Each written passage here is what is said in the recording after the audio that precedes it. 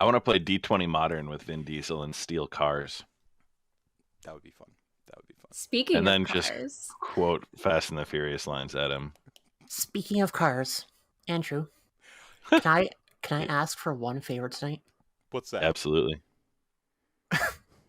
Not you, Ty, Andrew. When it really comes down to it, when we start to get into what we're going to be getting into, Mm-hmm. can we guarantee that Cass finds a Silverado? That is a one-shot kill for the werewolves.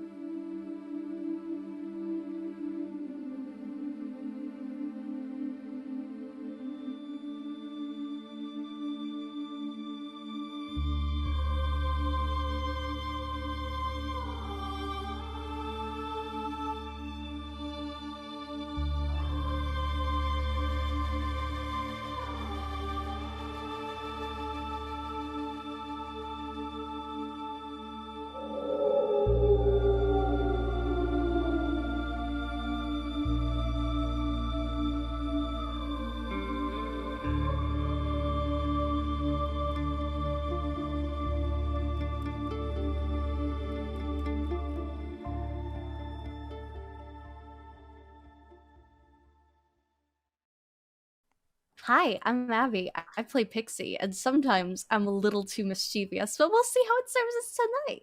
I love it. We'll just do like the mic check and introductions at the same time. Charlotte, how's it going?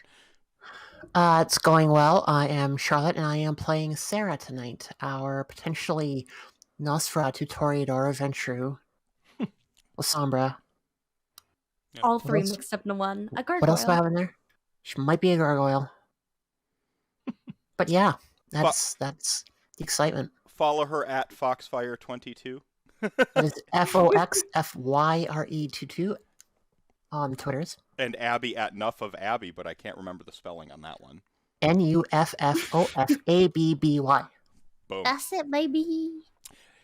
See, All right. all these folks without underscores in their Twitter handles. Imagine using capital letters. Couldn't be me. All right. Next up, the man with no name, Ty Brannigan. How's it going, Ty? Good evening, everyone. I am Ty, and I play Salvatore, our former-ish Hikata. Yeah, I was talking to B. Dave Walters. I don't know if this went live. We were talking about how you willfully chose Kadef, and he was just like, "That's very interesting." And I'm like, "My games It's are super interesting." cool. Now you're just some dead Italian, dude. Yeah. Undead. Now, Undead. speaking of B. Dave Walters, I finally started watching LA by Night, and I am 4 episodes in, and I'm trying to figure out who's my favorite, and I don't know yet. Always Victor Temple.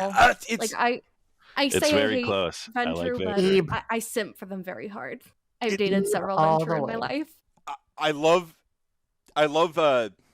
Okay, so this is complicated. Let's get the we'll vamp a little bit. Yeah. And then last but not least, my oldest friend in the world, Sam. How's it going, Sam? Doing all right. How are you? I'm not too bad. I am rocking my Eddie Kingston, what I call the 2022 mood T-shirt, where he's just covered in condiments and his own actual blood, and carrying a gas can down to the ring, about to set someone on fire for actually really real. And I'm like, you know what? That's how I feel in 2022. But apart from that, I'm good. My voice didn't pitch up there when I said I'm good. Who are you playing for us this evening? I'm playing Cass, Malkavian, and besides cars and maybe talking our way out of it, I don't know. He doesn't know what's going to happen tonight. I'm excited. With this werewolf/werewolves. Yeah, who knows? Yeah, I've been taunting the coterie all week, of course, which is my job as Mr. Mephisto, the magical Mr. Mephisto, if you're not into the whole brevity thing, because it sounds like a magical bunny rabbit. I am the storyteller. You can call me Andrew, if that's too much of a mouthful, however, or Meph, which seems to be what I'm known by on the internets. Before I get into the recap, I have one story to finish real quick, and then we'll Nope. I already lost the story. What was I going to say? We'll come back to it. The B. Dave Walters story. So I did get the chance to interview B. Dave Walters on my podcast, Rantcast, and I'm coming for you, Lewis. You know, my show title was Rantcast well before you decided to do this podcast thing, you boomer. Nah, I'm kidding. Love Lewis Black. Please don't sue me. You have way more money than I ever will have. So, just agree to disagree. Yeah, I'll grab my comfort octopus here. Foxfire with the namesake there. Yeah, so talking to B. Dave Walters, he said that it was interesting that you chose like willingly to go Kadif, and that was all well and cool. But we were talking about favorite LA by Night characters, and this is a complicated question, and this is how I'm going to have my cake and eat it too. All right, as a character, Victor Temple. Okay, as a character in a narrative, as in a story, it's Victor Temple. As a player at the table, it is Jasper. Alexander Ward, yeah. It's the most, like, I think he breaks the fourth wall in that, like, it's like the meta of it, because he's very much like a goddamn pro. Alex Ward is in character the whole time, and he's very much Jasper.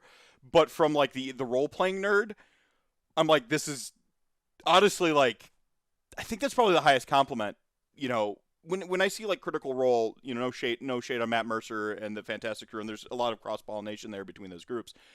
But, like, I could see myself at Jason Carl's table with those players, And I can't see myself, like, hanging out with, like, I can never pronounce his last name, Magnolia, and, Vin Diesel was on there one time. I can never see myself gaming with, I don't know. I don't mean that as, like, self-deprecation. It's just, like, I grew up in these gaming groups where we were, like, all a bunch of theater kids and, like, took it way too serious. So that Jasper just hits that, like, oh my God, I was the Jasper at my table.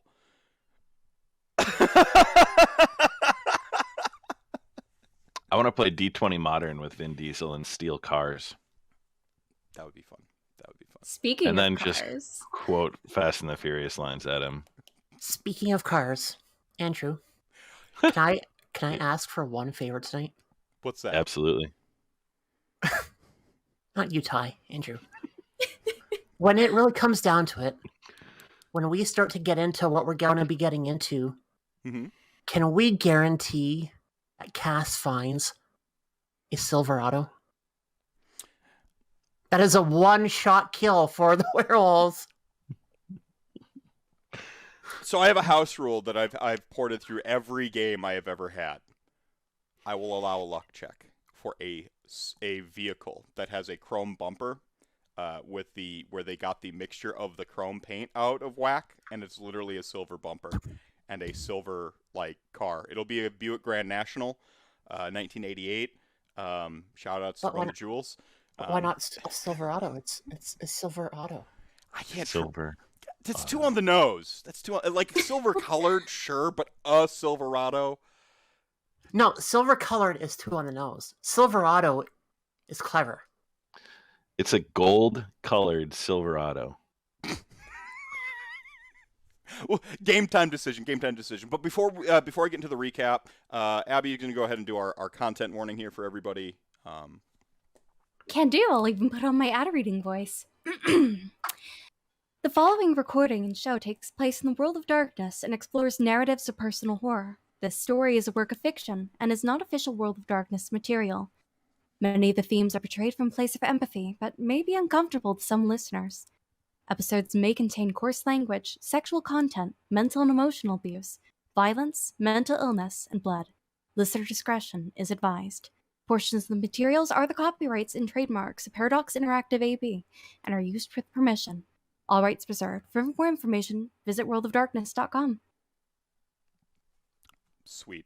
The real reason I haven't uploaded the last two VODs, by the way, is because I have to download a whole watermark, which gets me outside of my, like, normal pattern, and I got to put that watermark, like, somewhere in, like, the title sequence or something, and Gotta find a corner for it. kidding. Yeah, I guess I got to take a look at our video to get that updated and add that on there. And then we also have to figure out what we want to do for our album covers to throw that on there as well. Right. Speaking of which, I know we are missing one of our parties or one of our members of our coterie tonight, but this is targeted at our group, but also everyone else who is listening, which at the moment is a whole 2 people. And I'm one of them. Oh crap! I forgot to do the one I's thing one of them. where I mentioned this in the Discord. You keep talking. All right, so you may start to notice some posts from accounts called Midnight Creations. That is the company that we're going to roll with for our podcast to try and keep some of the stuff separate from everything else. So then what our intent and what our goal is to be able to get this to a place where we can essentially monetize it. And that may be through Patreon or other means without affecting the story as it is. And once we are able to get money in, then we're going to be able to spread that amongst ourselves for the work that we do in our games, because our games aren't just these 2.5, 3 hours. They go beyond. We talk about this all week long. We are sharing stuff on social media. We are trying to gain attention for what we do because we know what we're doing is fucking cool. And we're telling a great fucking story. Like, this is honestly my longest campaign I've ever been in. And I wouldn't trade it for anything else. So that is what we are looking at doing. Coming this Monday, we have our first full episode of the podcast coming out. And that will be released at noon Eastern time for now. It's 10 o'clock my time, 9 o'clock Pacific, 11 o'clock for those in Central. The best. So time. once I won't go that far. The one time centrism is based. Yeah. So that's kind of what we're wanting to do, and we're hoping to see this branch out into other areas as well, but we're not sure exactly how that's going to go forward from here on in, while we respect our time, our families, and our relationships between them, because doing this kind of stuff, preparing for the games, is a lot of work, and we want to make sure that we can pay people for it. Essentially, if we can ever get to that point where we can get some kind of monetary funding. Did we open up a Patreon yet for Midnight Creations? Not yet. Okay, so we got to get that. My hope is to okay, yeah, we run some other games down the line. All I can promise right now is that I'm going to keep running Milwaukee by night for as long as folks want to play. I already told you all before I signed you on. Story through winter. Take a hiatus because people usually have like trips and stuff around there. And with a story that has a beginning, middle, end, 3 acts for this year, finish it up around winter.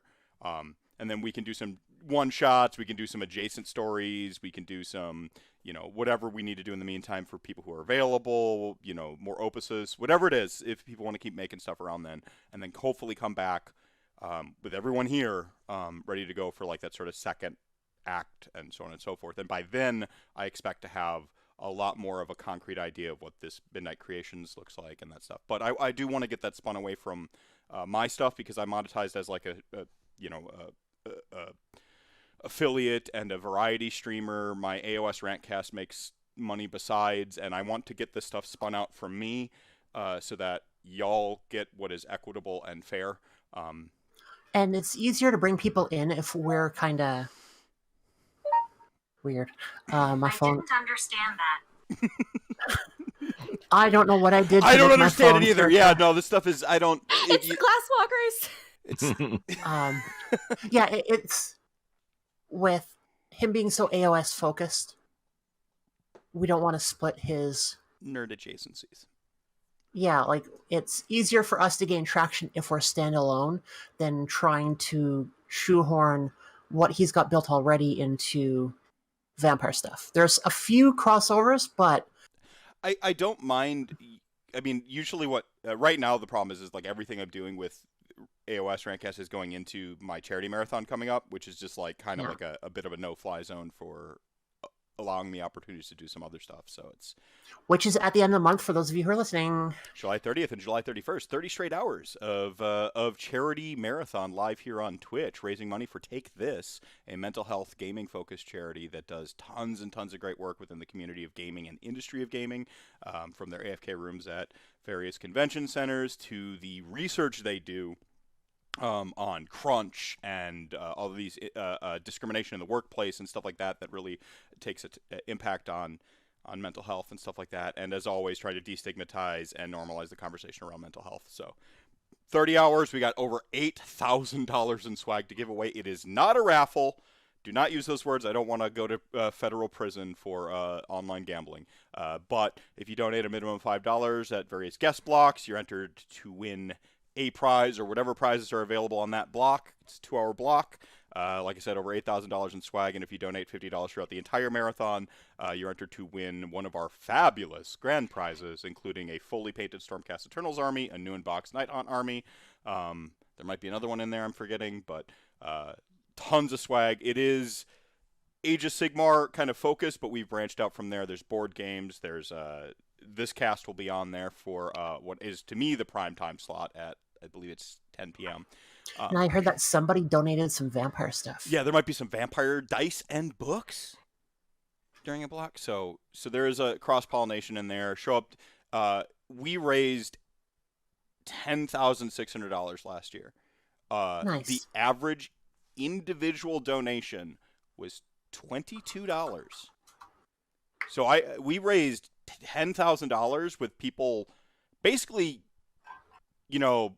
foregoing their daily cup of coffee for the week.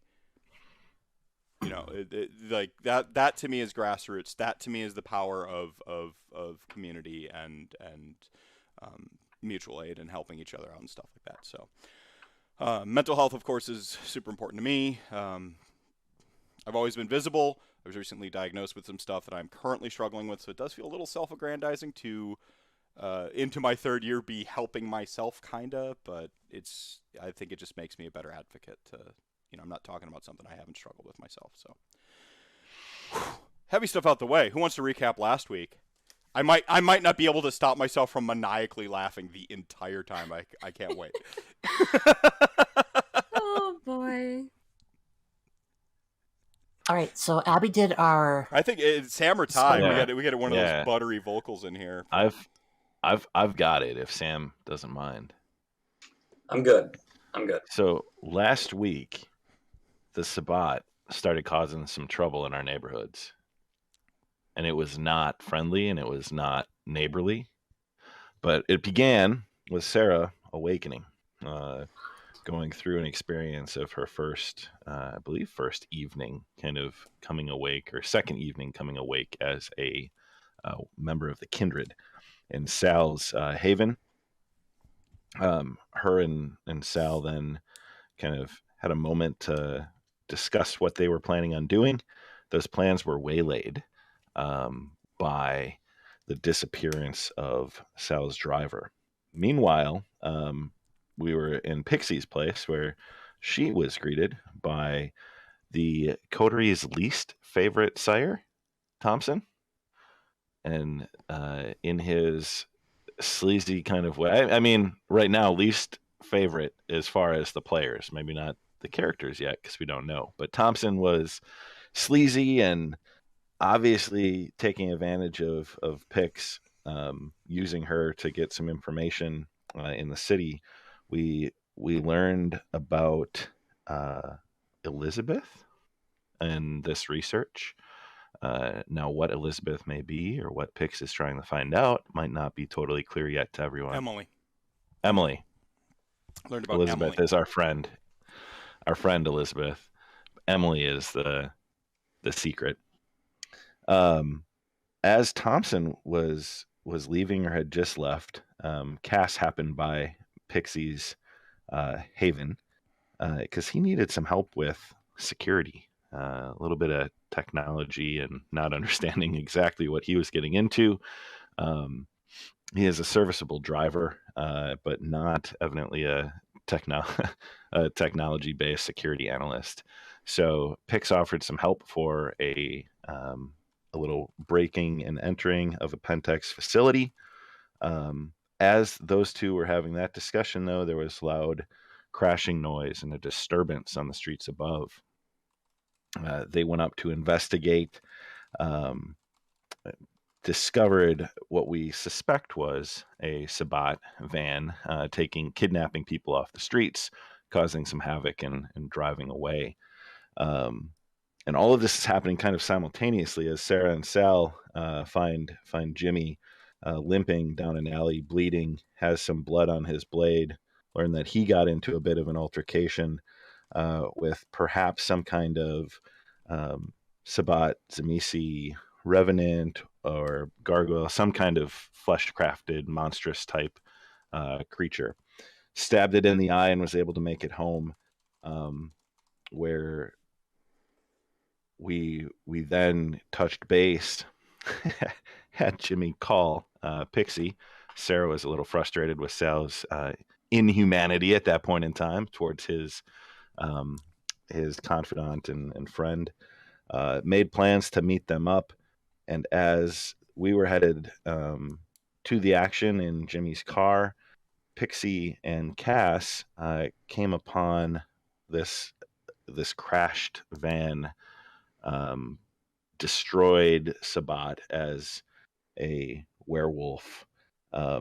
My notes say werewolves are dicks, but this werewolf was very aggressive and smelled more worm and looked ready for additional fighting and violence. And I think Cass and Pix were right at the moment determining what they were going to do as we suspended play for the evening. Right. The best cliffhanger ever. So this was where we were supposed to be rejoined by Ben Sahar, and I had this cool little, like, let the suspense hang in the air moment for Pix and Cass. Just a little bit longer as we cut to this conversation and some doings-ons. But that might have to show up in an opus, or perhaps next week. What instead we're going to do is talk about how the tension in the alleyway is palpable. Now, this werewolf, this Gauru in full war form, standing, well over 6, maybe even 7 feet, possibly 8 feet tall, with this van sort of like folded in the front, as if it impacted a wall or a pole that just did not move. You got around the corner just in time to see this lupine sort of snap off the neck like a dandelion of one of these, what you've pretty much assumed to have been Sabbat, and just sort of ash before your eyes as it sort of sniffs the wind at the notice of more worm. Now, you had obfuscated, and I'm not certain how familiar you are with the dynamics between the lupine and the kindred. Perhaps a intelligence insight roll, if you're just to kind of read the situation, or we could go with like an intelligence occult if you're familiar with, you've had run-ins with the werewolves before. I met one. She was pretty cute, not gonna lie. But I will try to make that roll. Was that insight intelligence? Yeah. All right, will do. 4 successes for Cass. Same here, 4 successes. Now, so I'm gonna do, Cass, did you roll insight intelligence or did you roll occult? Insight intelligence. Okay, so reading the situation, you both kind of are on the same page pretty immediately. It doesn't appear the lupine has like seen you, but it is aware of your presence. You maybe don't quite have the drop on it. You're not certain how long it'll take it sort of to adjust to your position, but for the moment, it's aware you're there. It doesn't know exactly where you are. but you can feel the tension mounting, and that beast inside you that was screaming for you to flee before is tensing up. You can almost sort of feel it, sort of pushing your blood sort of out to your extremities, almost trying to force its control as it senses the danger imminent. Like when you know there's a monster under your bed as a child, like when you know if you come out from underneath the covers, it will certainly see you and pull you under. It's that primal, just intrinsic fear of something that is at once utterly unknowable and completely real to you. Issa is one thing. We at least know that she wasn't going to kill us on sight. This Garu, however, is another question entirely, and while it hasn't seen us, it knows we're here, and I don't know about Sam, but I'm not particularly good with my claws. I'm gonna say Pix just freezes up in her invisible little sight unseen passage. It is just sheer terror that overtakes her. There is fight, there is freeze, and Pix freezes. The Garu turns, hulking form just sort of completely bathed in the darkness of the alleyway, but you can still sort of pick out from sort of the flickering cautionary lights around the corner from some street construction and some scaffolding up above where they're maybe redoing some condos. You can see it sort of blinking in and out this yellow hue, this almost seemingly unnatural yellow hue, kind of flickering in the light. Sort of shows off its fur in the mottled sort of brown pattern that it is, with the little sort of V shape, like sort of occasional V shape on the chest of sort of white and gray. It is, like I said, large. Its musculature rather pronounced. It's not the largest lupine you've heard of by any stretch in your time in the city. Cass. And it's not the largest one either of you have seen.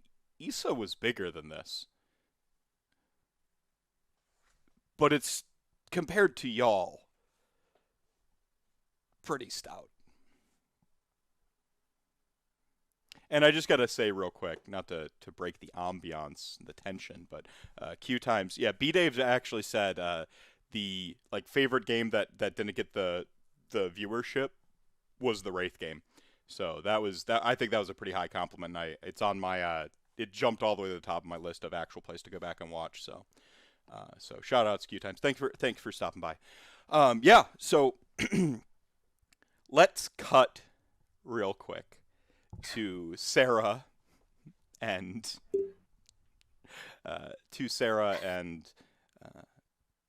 Salvatore. Salvatore driving, of course, Jimmy's mighty fine nondescript black sedan that is kept in pristine condition with the sort of cherry leather seats, perfectly supple and maintained.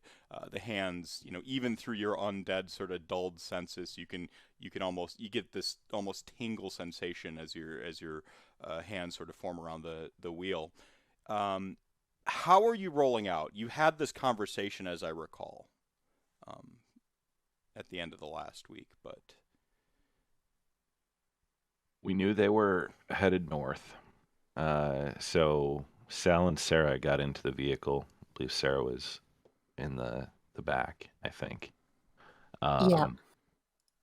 Sal, as always, has his gun, but not much else. He's prepared for Sabat, not necessarily for a werewolf, and was proceeding south to rendezvous with the other group. We kind of knew roughly what the intersection they were at, so they were headed north. We were going to rendezvous south. Yeah, I think we were going to call them up to see if we can get a better idea of where they were. You gonna call them real quick? Oh my god, does Pix have her ringer on? No! Sal fumbles with the phone. And I reach over to grab it from his hand.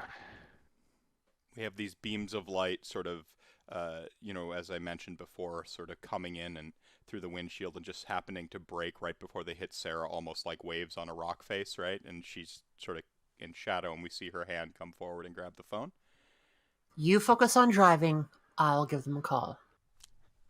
And since Jimmy... I'm assuming it's Jimmy's phone. Yes. Yep. So I hit redial. Redial? No, he called out. So yeah, redial. it'd be the last call made on Jimmy's phone. Yeah. So Cassell definitely didn't give the phone back. He just made the call and then kept it. yeah. Right. Yeah, so I will call the last number So, and hit speakerphone and kind of hold it up so that everyone can hear. we have the Pix frozen sort of right up against the corner, having just sort of rounded into the alleyway, suddenly aware of, and then sort of back up against the wall and is inching back into the sort of like warmth of the city-like glow, right? That's back out the alleyway. And I'd imagine Cass a little bit more nonchalant, sort of mid-stride, sort of in the middle of the alleyway, confidence in a Malkavian sort of obfuscate that only someone tapped into the network could have, right? Pix. Yes, Matt? I don't recall you telling me you silenced your phone.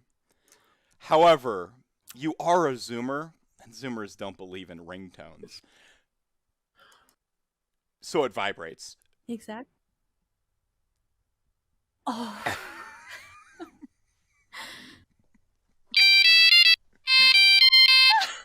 Why'd you do this? I imagine I that had shit to in a do it. ringtone. It would be Gwen Stefani's Rich Girl.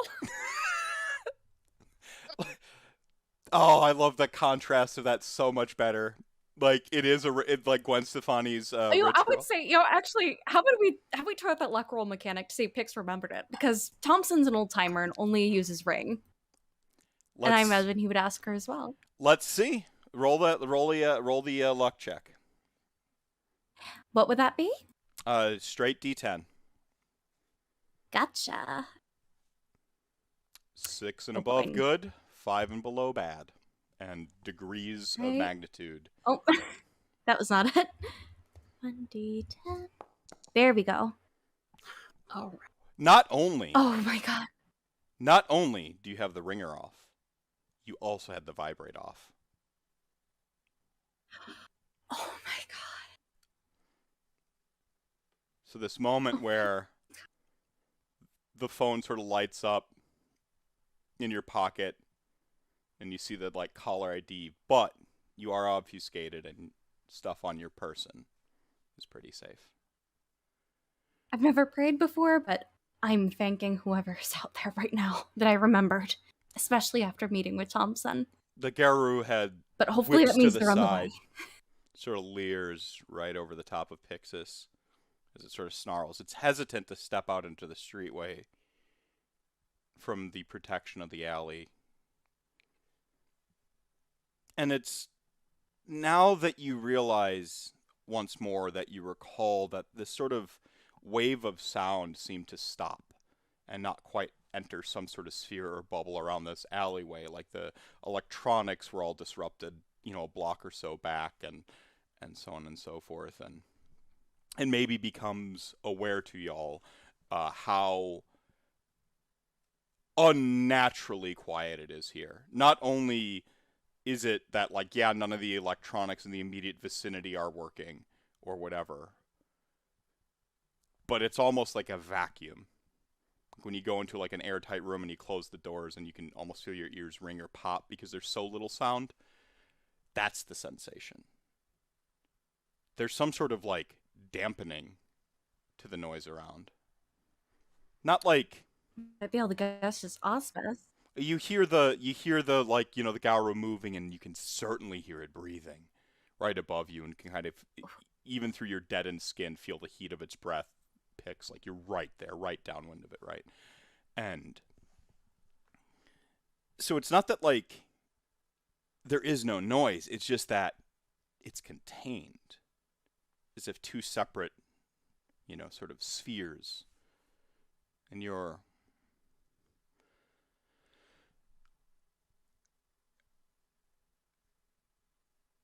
it's about this moment that you hear something stir within the van. The Gauru immediately rushes, turns its head, spins around, and sort of faces the van. We're going to cut back to the vehicle. Pix doesn't answer the phone. I'm sorry, do you answer the phone? She is terrified. It is like that scene from Jurassic Park where the velociraptor is on the other side of the kitchenware. Pix is just still as stone. Huh, no answer from Pix. Why aren't they answering? We just talked to them, what, Zoomer's 10 minutes text. ago? I don't know. Jimmy always answers. It's because Jimmy's a good boy. Well, do we keep heading towards downtown? Yeah, I think so. Like, shouldn't or couldn't have gotten that far since then. What about a text? Yeah, we can try. I can try. So, it's a touch screen, right? And so before you took the phone sort of out of... Is it a touch screen or is it a flip phone? I guess that's a pretty important question for Jimmy's Yorghoul. Yeah, I can't imagine we've advanced to iPhones given Sal's lack of technical know-how. So it's probably something quite basic, unless Jimmy's like a tech aficionado. But I mean, if Elizabeth... Well, Jimmy's a ghoul. Jimmy's not like... Sorry. Yeah. So, I don't know. Jimmy might have an iPhone. Should we roll a luck check?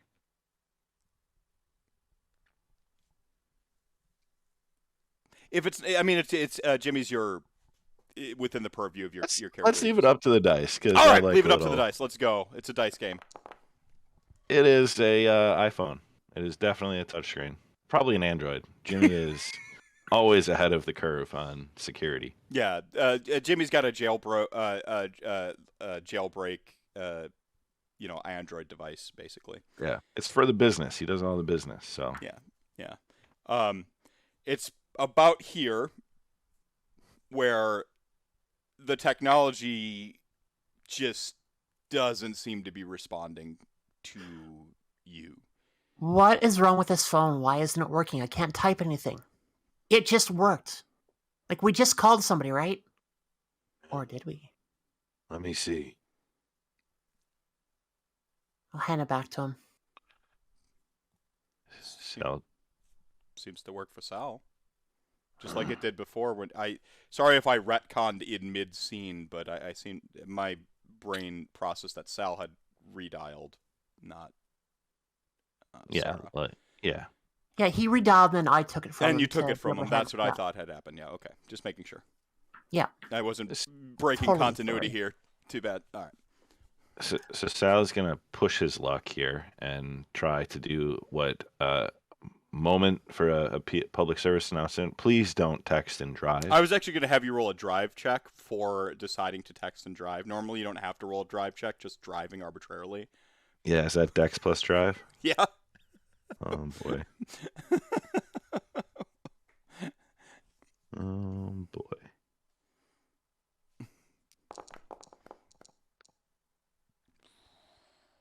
Could be resolve plus drive. Yeah, or wits, like keeping your wits about you, like, not having to stop on the brakes. So we'll get to that one in a second. As you try to do what now? I think I just text call to Pix because Sal is not one for many words, and All right.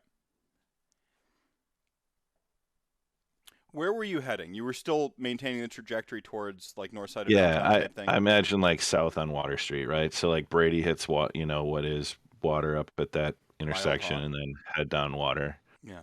All right. So there's that part where were like Hubbard, I think Hubbard or Humboldt. I confused Humboldt. the two. Humboldt, has this curve, and you got roots down over here, right? Mm-hmm. You got that old awesome Italian place, Ritrovo, sort of down off the overpass, and you got the cool ladybugs off the smokestack on the other side. And as you're trying to text this device, Sal is not, of many things strike me as tech savvy. No. And so this is like, watching Grandpa, with the flip phone. And Sal takes his eyes off the road a little too long. And when he looks back up, he's sort of headed right toward the sort of bridge embankment. You're gonna have to roll a sort of rapid drive and dexterity to get to keep the car on the road. Sal, watch where you're going. God damn it! Can I spend a willpower? You can spend a willpower. And that's reroll Okay, 2 hold on. dice, but not the hunger dice, right? All right, hold that roll for a second. Well, Hold on. Hold the roll, but go ahead. So he wants to roll his drive. Mhm. Okay, I don't know why this isn't working for me right now. If you right-click the roll that you made, that's why it's not my roll. If you right-click the roll that you made, there Willpower should be an reroll. option for willpower. Yeah, awesome. Yes. Found it the other week. All that time programming the virtual tabletop for Coyote and Crow. Oh, got one more. 2 All right. successes. Difficulty was 2. Slams the wheel back. We hear a slam and a crash as we're back God in the damn it. alleyway. As we're back in the alleyway, and the werewolf is tearing at the sort of hood and the passenger side door of the van, trying to get at whatever was making the noise inside. Pix and Cass see sort of like those burning eyes from before, the sort of yellow-orange sort of orbs and sort of pallid gray skin of a Sabbat under some sort of Kindred vampire under some sort of affect, maybe? I don't know if this is some sort of calling card, if this is some sort of maybe Eyes of the Beast situation, maybe. They openly activate. Who knows? But you can see somebody probably breaking the masquerade, busting out the back of the van,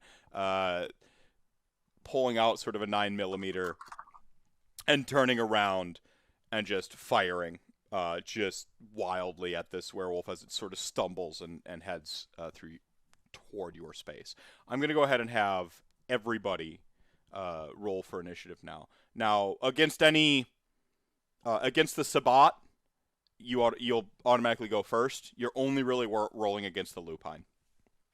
And any kind you would, we sort of automatically would beat and stuff like that. So I do use the optional initiative rules, which is essentially sort of stacking, vampires go before kine, and go before like unsuspecting vampires, but in this case it is very much a hyper-aware lupine looking for a scrap. So you're rolling composure, awareness. Ties always go to my players.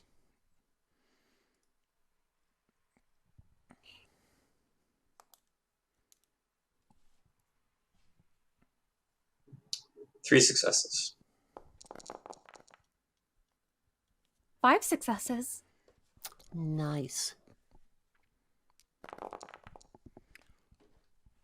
4 successes.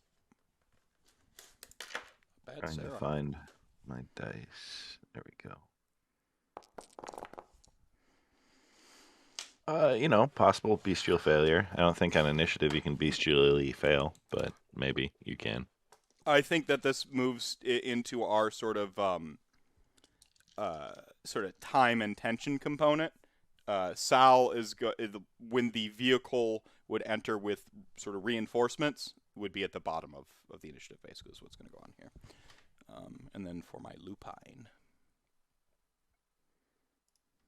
Just like to point out I'm getting the bad rolls out of the way now before I need the good ones when a werewolf's trying to kill me.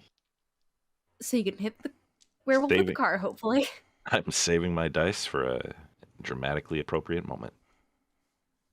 Tie goes to player. And Sal at 1. All right, Pix. You see this unfolding. You've got this distraction of this potential Sabbat vampire. Also, this potential evidence for Decker.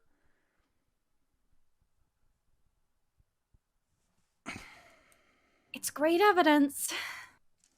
And it would put me in a much better position than I was before. And it is distracted. I'm going to do something a bit foolhardy. And I'm going to break obfuscate to take out my phone and video this.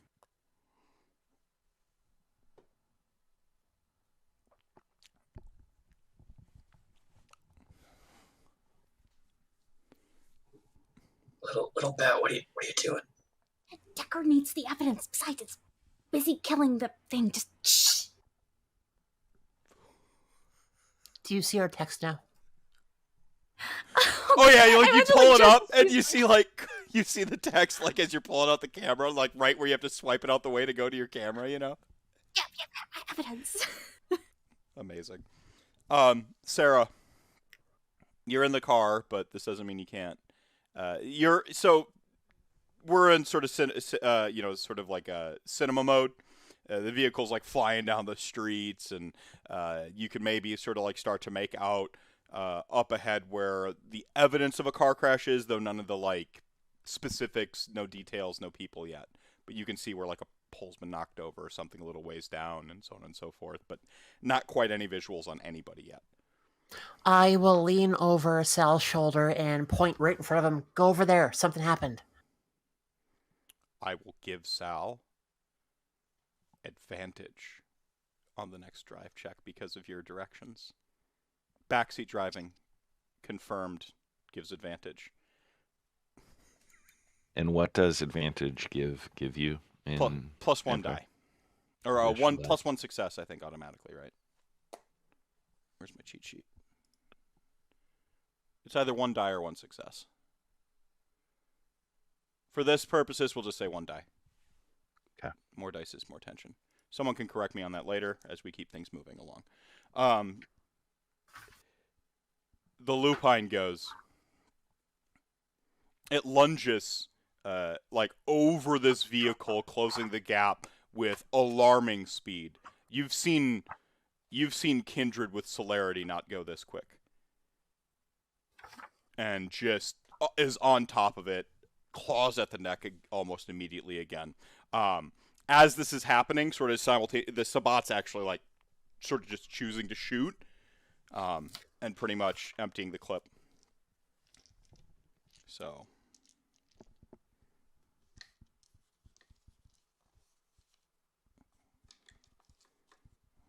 Get my beautiful purple and green dice out here. I think this is the first time they've been rolled in combat. This is a big moment for me.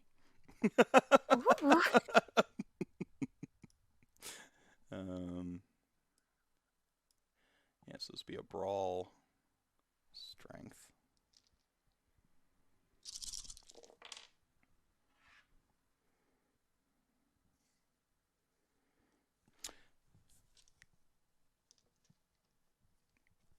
You know what? The Sabbat's gonna make it. Yeah.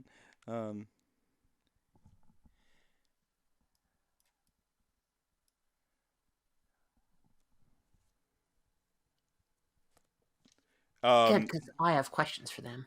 Meanwhile, the Sabbat unloads the 9mm.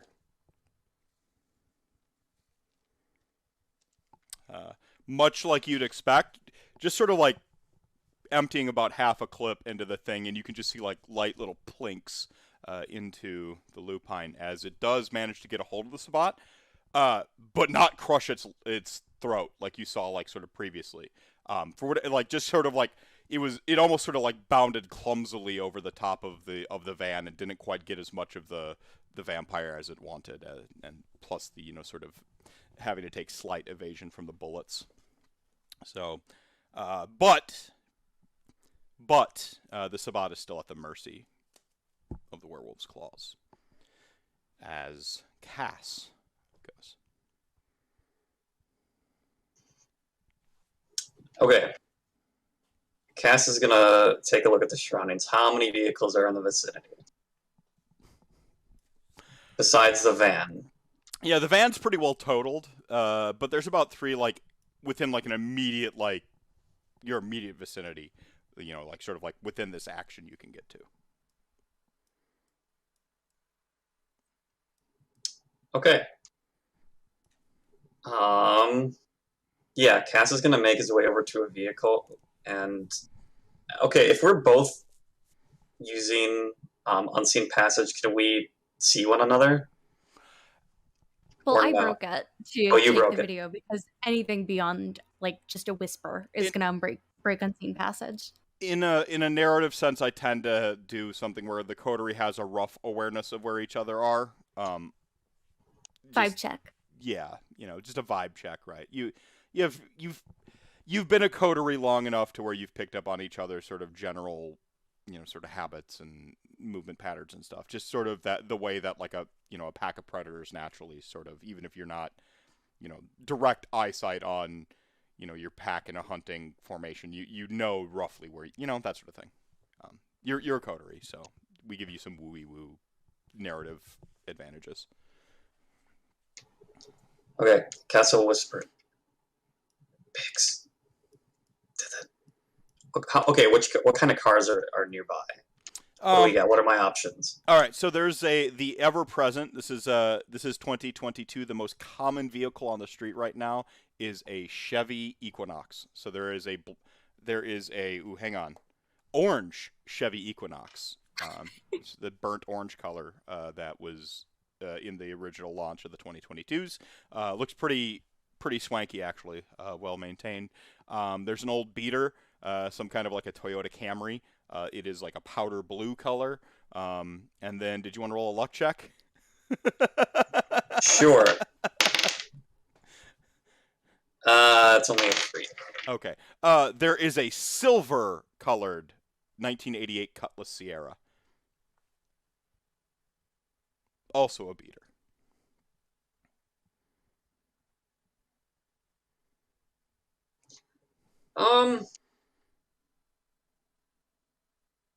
Cass would go over to the Equinox because right now he's going to use it for cover / maybe we'll be able to get away. No, see, the Kia's within 2 sort of, 2 movements away. There's like a Kia Sportage. Okay. So which one's... Chat Gang says there's a Honda CRV nearby, too. That one's got all-wheel drive. Yeah, well, that one's got the all-wheel drive. All right, Cass is gonna make his way over to that. You don't. Sorry, enough of Abby. You are Chat Gang, but you don't count for influencing the game the way Chat Gang can right now. Hey, just be careful with the Honda. That is what we drive. We drive a 2013 silver Honda CRV. Oh, guess what? It's a 2013 a silver Honda CRV with all-wheel drive. Yeah, be very careful. With Canadian plates. Yeah. Pix to the Honda. Honda, yeah, okay, give me just a minute. And like Pix, she'll turn the camera around, give a just in case we die. Decker knows it was me who got this. I'm not having my dignity taken away. But I'll shove the phone back in my pocket as I hear Cass whisper, "Gotcha." Cass, you can get to the vehicle, roll a larceny, and dexterity, strength, whatever, you know. Probably, you know, if you're going for more of the brute force, like break a window, get in, and, you know, it'd be strength. If you're going more for like the finesse, pulling out like a Slim Jim or something. I only got 1 success with Dex and Larceny, so yeah, he's having a hard time here. One might have worked on that Cutlass Sierra, on account of it being, you know, like a 1988, but not quite on the CRV. It's not like setting off the alarm or anything like that, but it's just whatever's, you know, like if you're trying to slide a Slim Jim down the windshield or something, it's just not quite catching.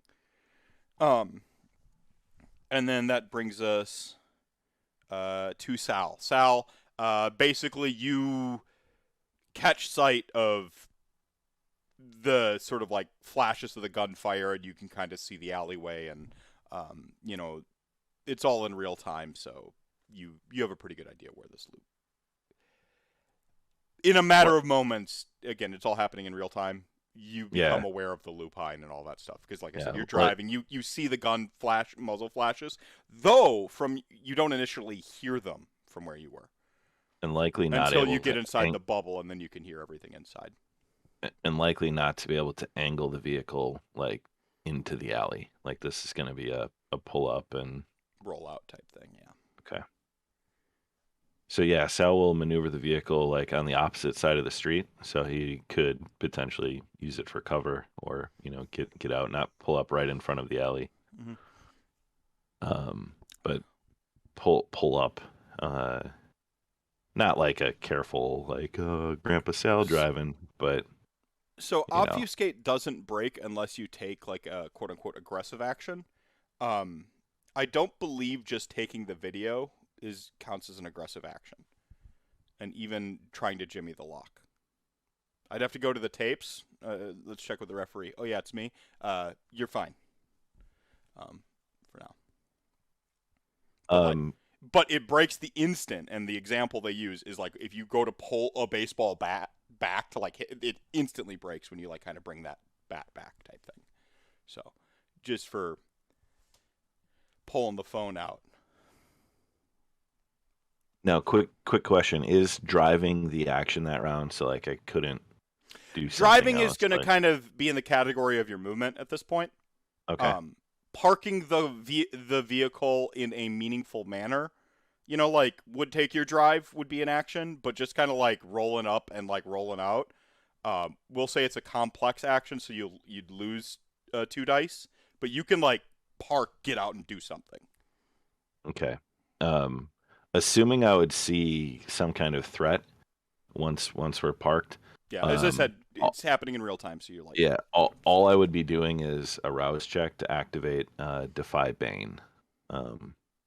So with Sal's Fortitude, the ability to treat that aggravated like superficial, then I remove a number of superficial from either Fortitude ability.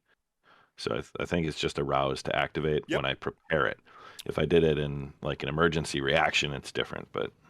Yeah, so you do not gain a hunger, and it's active. All right. Just in case I become a chew toy, I am ready. All right.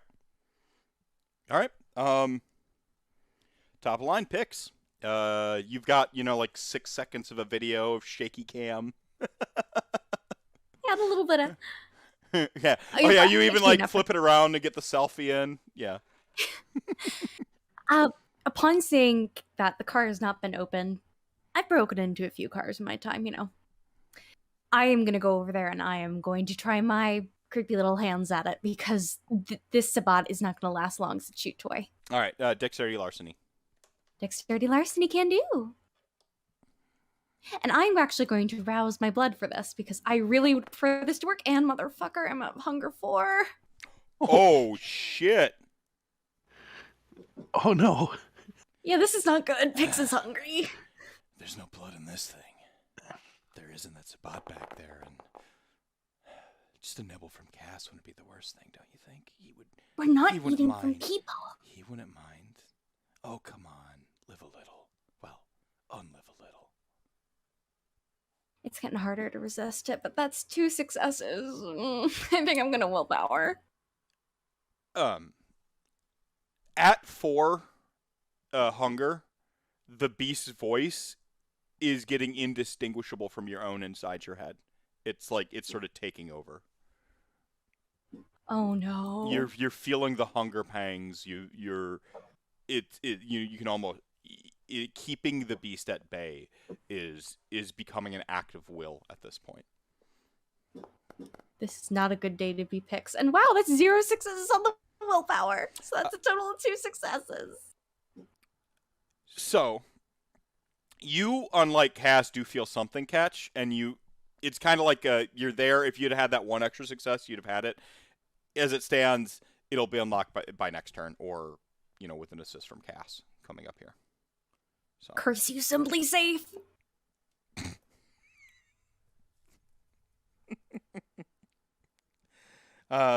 Sera, you are sort of like in the backseat of the vehicle still, but, it's been parked and so on and so forth. What exactly do I see out the front windshield? All right, out the front windshield, you sort of see Sal like off to the left on the quarter panel, right? Sort of taking up a defensive position. Sort of straight out ahead at a slight diagonal, you see this alleyway. You see this hulking form, this mottled brown Gauru, this warform werewolf. You see it currently with a single like hand wrapped around the throat of this sort of ashen, sort of pallid gray skinned Kindred, who has these sort of burning yellow and orange eyes.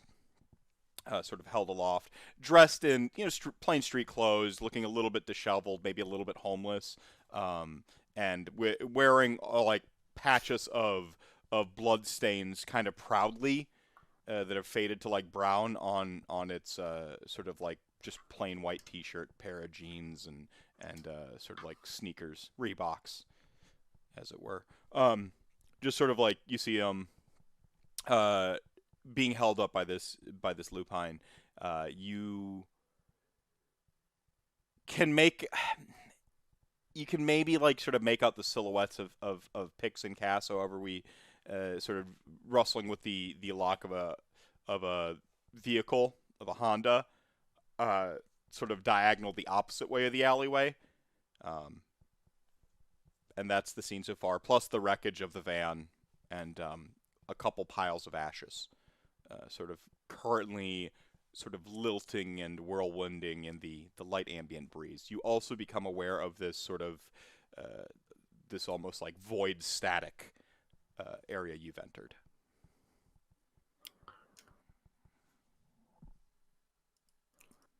I am going to yell at Sal a little bit loudly. What the fuck is that? Werewolf. Fuck off. What the hell? And then I'm going to... Let's see. Let's do some dice rolls.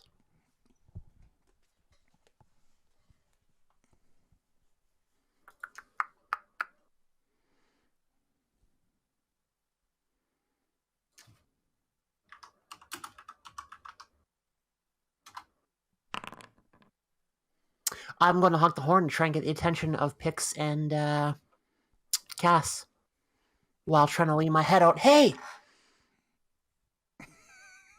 What? It was dice, it wasn't me. Because, like, 2 days old. What, like... No. Nothing has really set in yet. I'm not judging you. So this year. All right. Trixie! Cass! Come! Trixie, This oh my god. gets the attention of the lupine. Who happens to go next in initiative order? It lobs the Sabbat through the windshield of Jimmy's What? very nice sedan. Frenzy rage. I guess when that happens, I would then hop out of the car completely. We'll say you can roll an athletics dexterity to sort of like dive out as this is happening. Whatever happens from here on in, I'm sorry.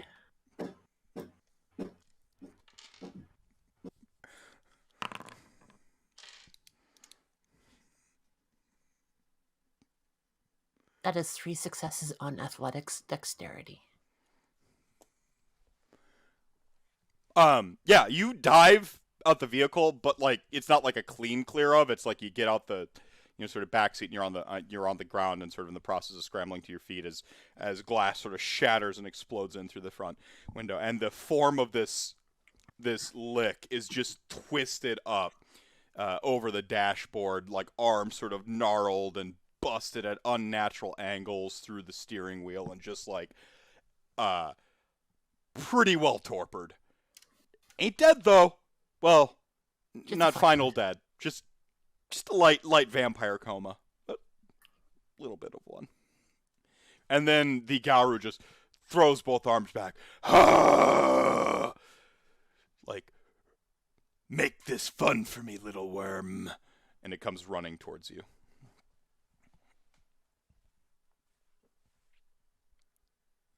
It's not to you yet. It's, that's kind of what it's doing.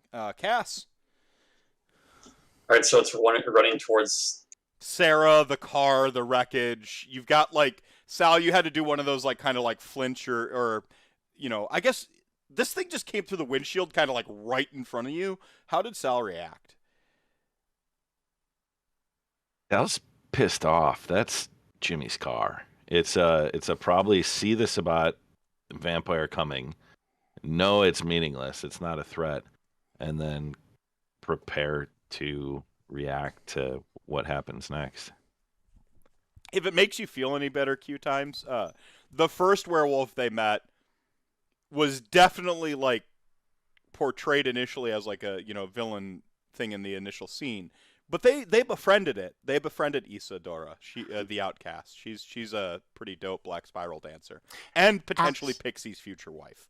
Actually, in session 4, Cass decided to feast on a dead werewolf. Wildkin. It was a wildkin. It was a touch different. You said werewolf. It was a werewolf light.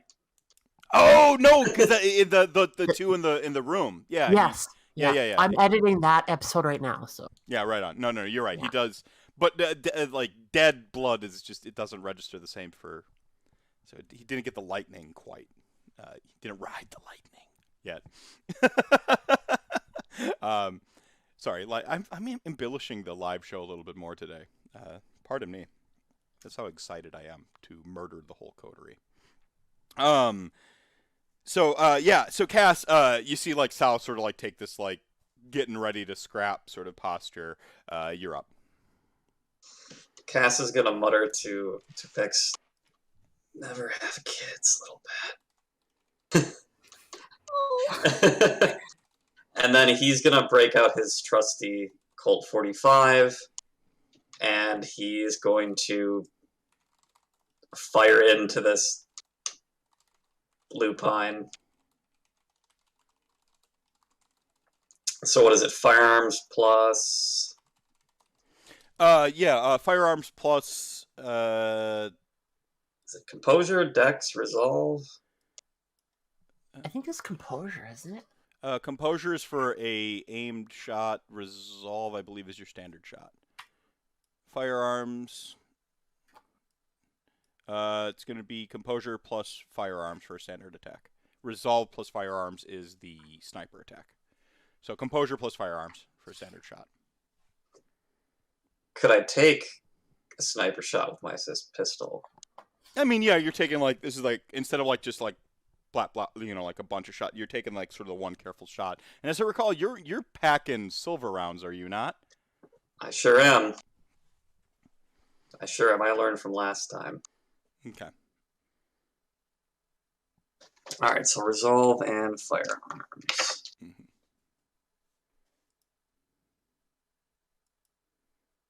4 successes.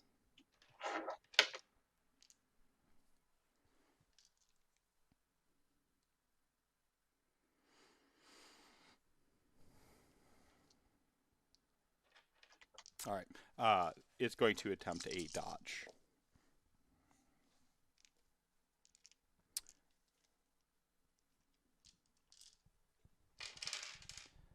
You managed to glance it. Yeah. So in the case of this, your firearm does like a plus modifier to your dice pool. What is that bonus? Like plus? It is a plus 3. It's a 3. Plus 3. All right. So this would be, it basically because of its defensive role, you sort of just sneak in the 3 what would be aggravated damage to it. However, it doesn't seem to respond to the full 3 as if it's got some sort of slight buffer or resilience, perhaps some sort of like fortitude to it.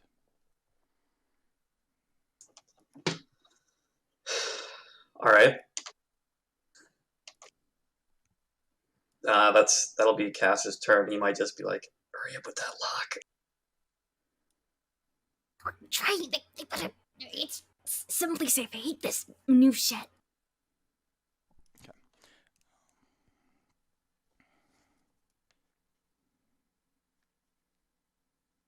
All right. Cass, hurry up with the lock. Sal, your go. This lupine is barreling right towards the car, towards Sera, towards you. It hasn't quite caught. Well, it notices that one's got silver. It just kind of glanced. Even a glancing shot, just enraged this beast, this creature. This is a guy who doesn't play a lot of Vampire asking a combat-based question. Yeah. I see a bite attack where you just lunge. You can do it with a 1 success penalty. So I'd make strength plus brawl with 1 success penalty. And then it's just a straight 2 egg. There's no modifier, damage. It's just 2 egg, and I drink werewolf. So, Decker's words echo in your head right now as somebody in chat gang asked a pertinent question. Do I have werewolf blood? Drive vampires crazy. Decker's words where it was like drinking lightning. Yeah. So I'm defying Bane, but I'm also, recognizing I am in a unique position as a citizen of Milwaukee, and now I am part of the Camarilla. And my prince has said when a werewolf is present, you fight. I have Sera, my child, as it were. So Sal just roars and launches himself forward towards the Gru, fangs bared, barreling, no gun, doesn't have silver, just barreling towards him to attempt a bite attack. Yeah, I'd almost imagine like Sal maybe even tosses the gun and just leaps, right? Like, strength brawl.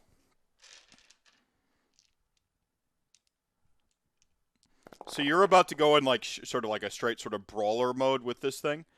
It rolls its sort of brawl strength dice versus you, as you sort of jockey to see who wins, right? Yeah, and if I can surge or anything, you can rouse to add 2 dice to your pool. You do gain a hunger, so but you still add the 2 dice. What are you at? Hunger 3. Hunger 3, and then I just rolled 2 dice. All right, and for risk of being on the nose, your beast says, "Yeah, suck down that lightning, drink it all." I'm gonna do the willpower reroll because it's 2 dice. So I'm just gonna do the willpower reroll, but not take a willpower, just so I can get the 2 dice. Yep. Dude, going. So 1 more. So 6. 6 successes. And that's after your 1 penalty? So 5 minus 1. So 6 minus 1 is 5. Yeah. So you beat it in terms of like this sort of like melee off. Not by much. It's big, it's brawling, it's currently in motion, but you just have the right angle, the right drop on it because its attention was at Sera. And why don't you describe to me sort of this leap at sort of its flank? And you managed to bite clean into it for the full 2 ag. Yeah, I'm at it's not graceful by any means. It's just like watching a bull, stampede towards something. Sal kind of lowers his shoulder, closing the distance quickly, and lunges. And rather than a form tackle or a shoulder, it's just kind of that, hands and then fang directly into the side of the Guru. All right, you sink your fangs right into its side. You maybe even like do kind of give it a little bit of a tackle form to you grab the arms and clench and just bear into it. And do you want to drink its blood, or is this a willpower to stop? Okay, all right. You get a taste, and you have your defy Bane up. So I'm going to allow you to sort of ride the lightning and maintain some control. All right. And the way I'm going to have this work is your fortitude dice and your composure. If your fortitude is 2 or 3 or whatever it is, plus composure. Yeah, so I'll just do composure plus something that's 3 because I don't see a way to add a discipline. Let's see, firearms is 3, so 7 successes, a messy critical. All right. Your beast takes over as you get this taste of blood. Not only do you feel exactly what Decker was talking about, it's like, it's like sucking in air and it's setting your veins on fire. You are aglow with electric shock. This neon halo, you can almost feel it, the blood mist kind of like light up neon around you. And you slake a full-on hunger rank in this mode. You get such a deep pull from this. And you're going to find that you might end up risking frenzy whenever this scene runs its course.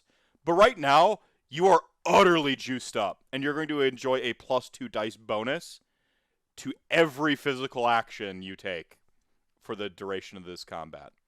As you are just, it's like it's like you have eyes on the inside of your skull. You see everything, you hear everything, you feel invincible. You could punch this werewolf trading blows pound for pound right now, and it would become pulp, not you.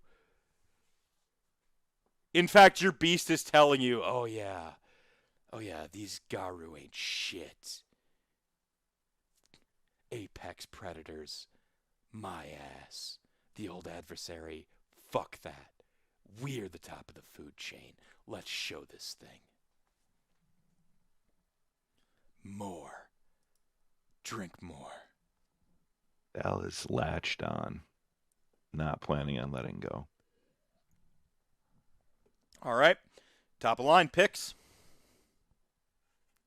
I'm sorry, I have to get over the shock of Sal eating a werewolf. I didn't think he was going to succeed at that, but oh my god. He spent resources. Resources help you, He did. Let's crack open that car. All right. As I said, you're sort of like already latched on. You can go ahead and roll a larceny. Will do. I'm still in shock. That's 1 success. And that's a bestial failure. It's not, because you only needed the 1 success. To, like I said, you already had the 2, so you're kind of latched in there. That does manage to sort of like pull the lock loose. You can sort of like continue as part of that with hot wiring the vehicle and getting it going and stuff. Oh yeah. Cass, get in right now. No. What the fuck is Sal doing? Love the flavor text. Sera. You see the Honda roar to life, sort of like diagonal off from your vision. You see your sworn, I guess, sire. He swore the tradition that you maybe don't quite understand what the tradition of the accounting, whatever the hell that was, but he seems beholden to you in some manner. Just currently in this like slobber knocker, literally with a werewolf. At least yeah, it looks like a werewolf. This checks the boxes. You've seen some movies. It's actually way more like articulated than any of the costumes you've seen. Dog Soldiers, that flick had some really good. That had some really good like werewolf practical effects, but this is insane. Technically, he would just be feet away from me, right? Yeah, he's kind of right there. It's the length of like half the length of the car, basically. And so I would be like not crab walking, but like pushing back with my feet, trying to get as far away as I can. Mm-hmm. Do I have eyes on Cass and Pixie? Yeah, Cass is sort of like about 2 car lengths to your rear, with a like two car lengths to your rear, but like on the other side of the street. Down on the other side of the street, or I should say up on the other side of the street. Sorry. With a vehicle that they've Pixie has just got going, but Cass is sort of standing outside, making a nice little triangle between you, isosceles, or whatever the oblong ones are called. I'm sorry, I suck at math. The oblong triangle between you, Pix, and Cass, and then sort of you can draw another diagonal, and it's Werewolf and Salvatore, right? And Cass has this gun trained on it, his trusty 45. I am going to try and get over to where Cass and Pixie are as fast as I can. You can do that pretty much for free. Your movement is kind of fluid. It's in the scene. It's in the moment. You can pretty much do that for free. Yeah. But can I use celerity? And do you blink or? I got fleetness. Fleetness? Yeah, you're there. Because this is the first time that she's had an ability, or she's had a reason to try and do something else, and not even thinking about it. The adrenaline almost kicks in. Yeah, exactly. I'll go ahead and allow you to describe how this sort of like adrenaline rush sort of takes over and fleetness.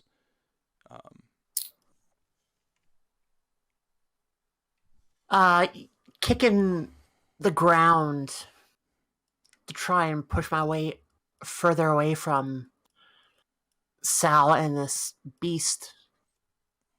I'm able to get far enough away where I feel comfortable turning around, hands on the ground, push myself up, taking a quick look to see where Cass and Pixie are, and knowing that I want to get to them as soon as I can, because, well, Cass has a gun, they have a car open, and they're not here, I feel my body warm up, like you would almost feel when you're anxious, where you kind of get like warmth or embarrassed. Yeah. And start to move faster than I've ever moved before. Everything's a blur, and then all of a sudden I am there, almost bouncing off the hood of this car. You're almost there before Pix is in the driver's seat. You're almost certain as you start propelling yourself that like you're moving so quick, you could have gotten the driver's seat before Pix. Type thing. Like it's that quick. You're still gonna roll. You got to roll aroused. Your blood sort of, you can feel it sort of flood to your joints and your face and stuff like that. And time almost seems to go in slow motion as you close this distance. Yeah, a lot of it happens so fast that I'm not fully in control of what I'm doing at this point, and misjudge where I am and bounce off the hood a little bit. Oh, shit, Sera? So, the hell? Fleetness, you can often take a non-combat action. Mm-hmm. So if you want, you could have like kind of vaulted or tumbled over the hood of the car and be kind of like well out of place if you'd like. No, I'm good. Okay. All right. What the hell do we do? I don't. What the fuck is Sal doing? Okay, we need to. I don't know if silver works on these fucking things, but we need to kill it. I don't know. Cass, you're more experienced with this kind of thing. Can we hit it with a car? Turn it to roadkill? Something? Hitting it with a car generally works, but Cass is like sort of like he's so jealous of Sal right now. Actually, he's getting to ride the lightning, and he's just sort of like. What's your hunger at? It was at a 1. Your beast is like, looks kind of fun. We could, maybe a nibble. It'd be helping him too. Yeah, we're helping him. Oh my god. Pix is just gonna hop into the passenger seat and just expectantly look at Cass and just rapidly tapping the driver's seat. I can't really drive you ladies. And then Cass will just like toss you his 45.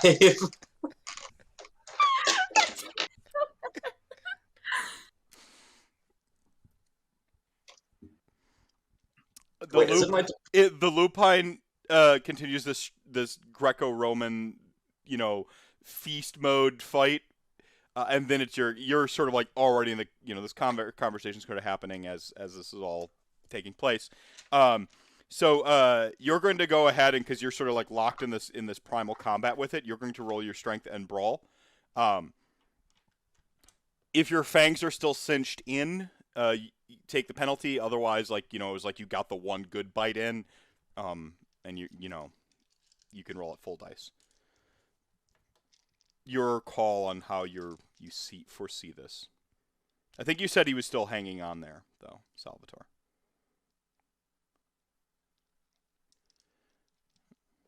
I can't hear you. You're muted. My apologies.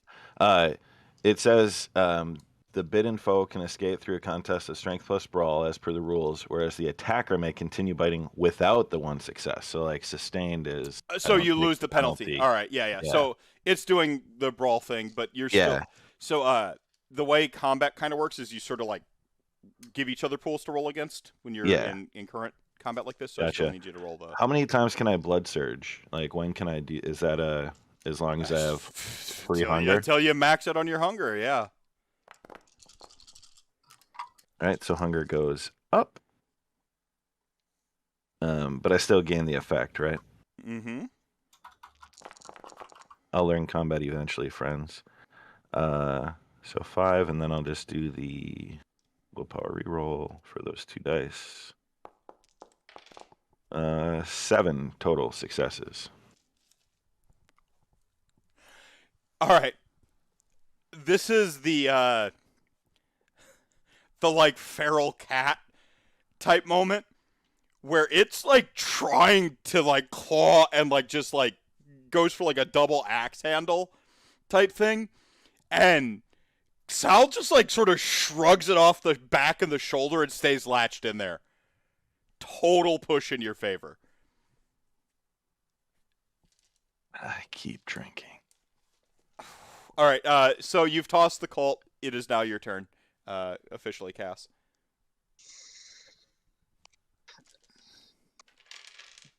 He's gonna be like, we're gonna need that body, and he's gonna race towards. I am gonna surge, and he's gonna like try to get this werewolf in like the full melts, and also getting ready to bite. All right, so strength brawl as you sort of like double suck. And the double suck. That's right. I have grappling as my specialty. Okay, so add the extra die. Yep. And then and he's also going to surge or whatever it is. Yeah, so you're gonna roll a rouse to see if you get hungrier or not, and add 2 dice. Technically, your blood potency you might actually add more than the 2 dice. What's your blood potency? 2. You're 2. I think it's still 2. Yeah. He definitely gets hungry doing this. Okay. So I'm at hunger 2. So, 2 these hunger dice. Alright. That sounded like a lot of dice, not gonna lie.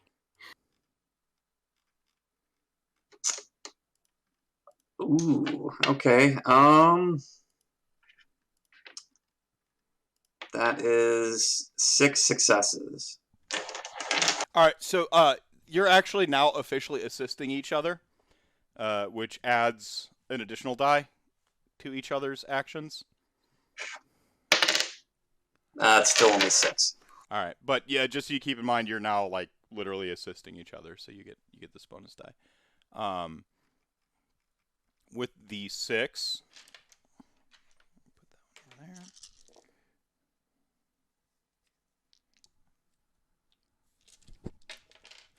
there.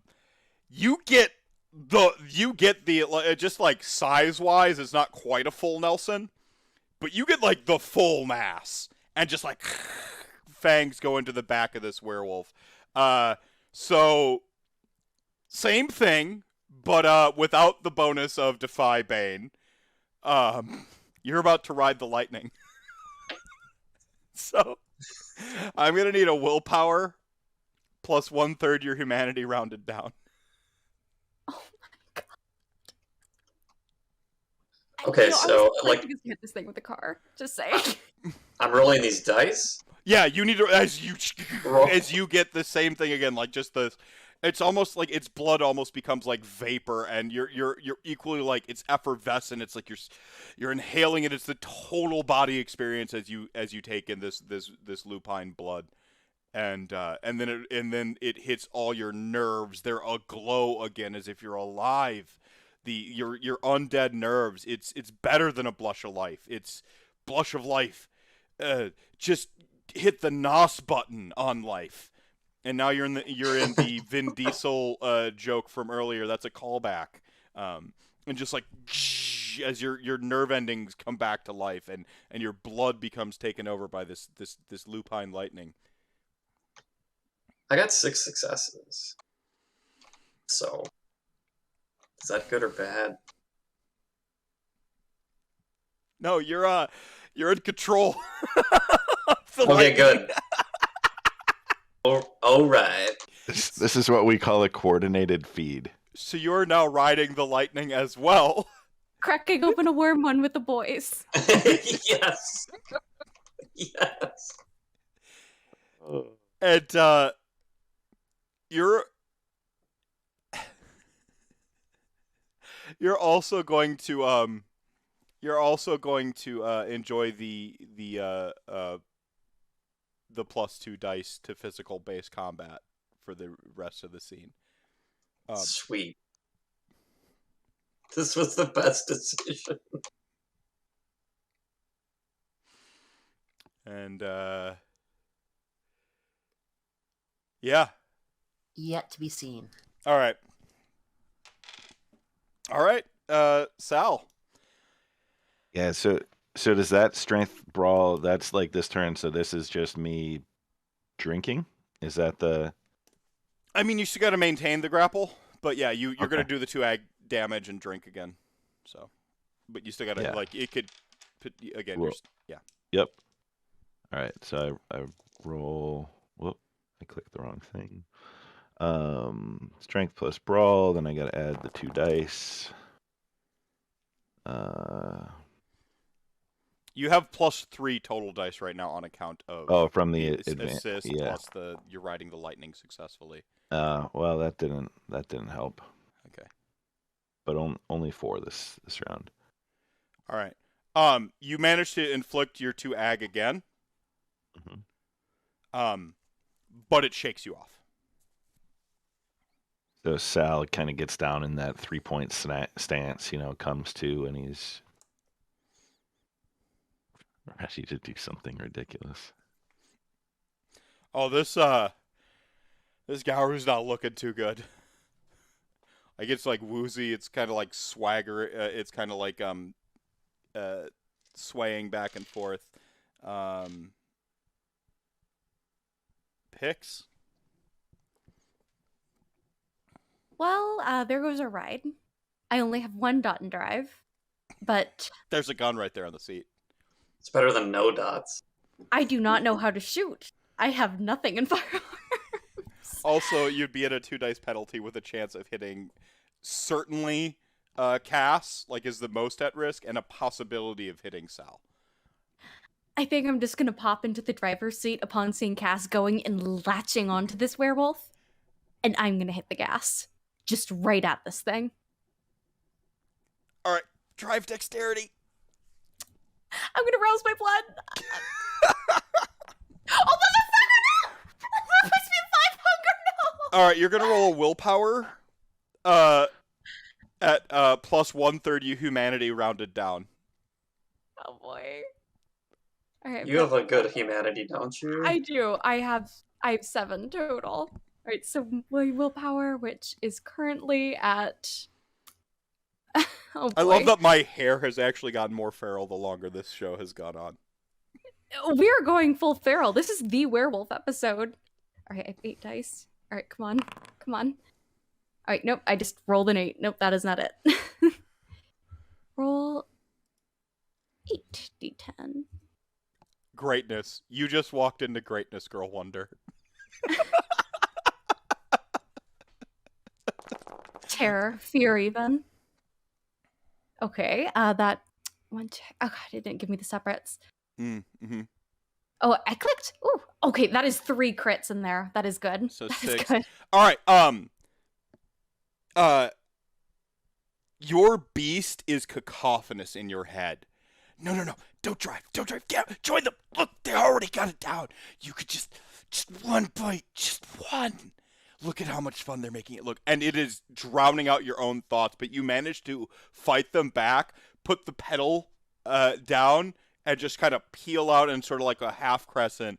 And it, ironically, half crescent because moons, towards this thing. What did you get for your drive? I haven't rolled for that yet. I was Go ahead and roll. But all right, I do have the blood surge though. So. Yep, you got the blood surge. You got the 2 dice. All right, Dex and drive. Fingers crossed. Pix only got her driver's license a few years ago. Fire.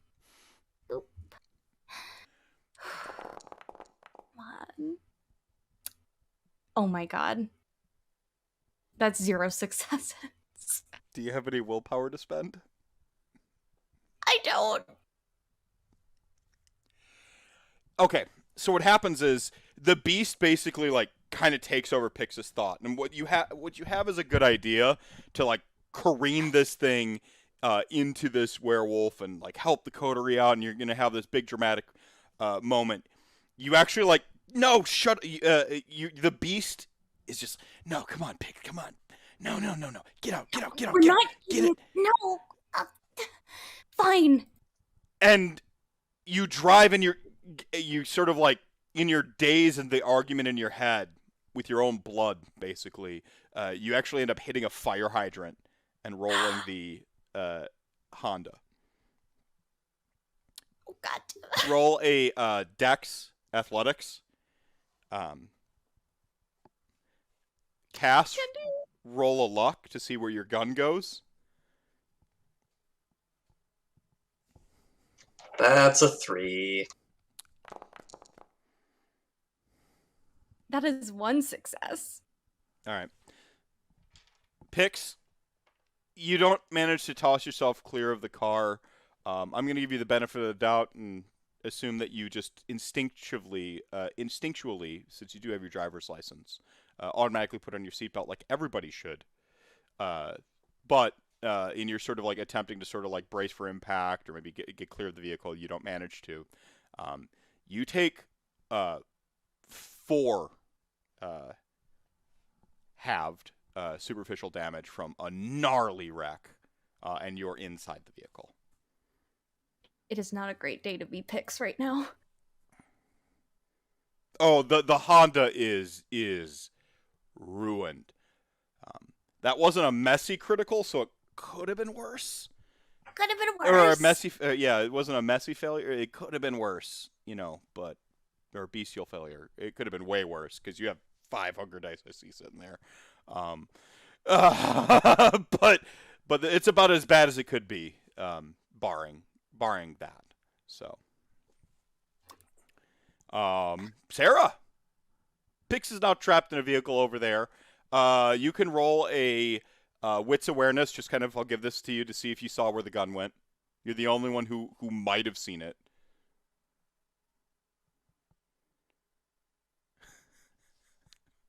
Wits awareness. It was a Honda CRT 2013. CRV. My bad. That is a whole lot of 0 Yeah, successes. no way. Yeah, no, I had no idea. Nope, the gun's gone. It's gone forever. So yeah, I see Pixie get into the driver's seat, Mhm. and I back away because I was standing in the front of the vehicle, and watch her peel out and then crash. Just immediately like lose control, not quite get it, sort of that turned all the way around. Instead goes up over the curb, hits a fire hydrant, rocks it to its side. It lands on its side, careens, sparks, stops just shy of hitting a building because she didn't actually have enough time to get it up to like full speed or anything like that. So thankfully, just the condensed space, it just kind of totaled the car and the hydrant. For a moment, I'm stunned. I still don't know what the hell's going on. 2 of them are on the werewolf, the wreckage. What do I do? Where do I go? I head towards Pixie to see if I can get her out of that car. Yeah. you maybe don't have a like that one thing that happened before where you got sort of flush in your blood and you kind of like, you maybe didn't even think about it before. You're fairly certain you could do that again. It might help you get picks out quicker.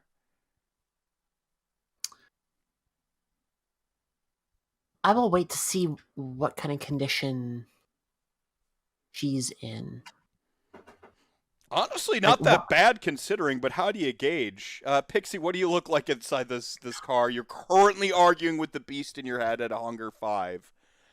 Pix looks absolutely feral. Her eyes are bloodshot. Just the already skin that is just against her bones. Like, she just looks like a skeleton with skin draped over it. And there is a ravenous look in her eyes. It is like a stray cat caught in a net. She's just flailing, yelling at herself, yelling at anything, clawing. Is the car on its side or is it on its wheels? It's on its side. Like I said, about as bad as it could have been without a bestial failure.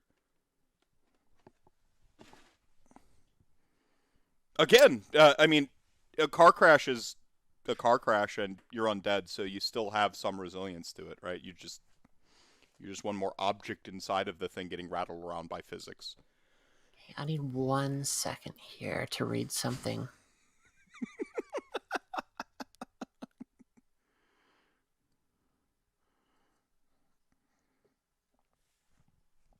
I do feel naked this session, though. We have this awesome audience tonight, and I'm not with my usual glass of wine, my legally distinct from Jason Carl glass of wine. I've been drinking a stout instead, because the werewolves.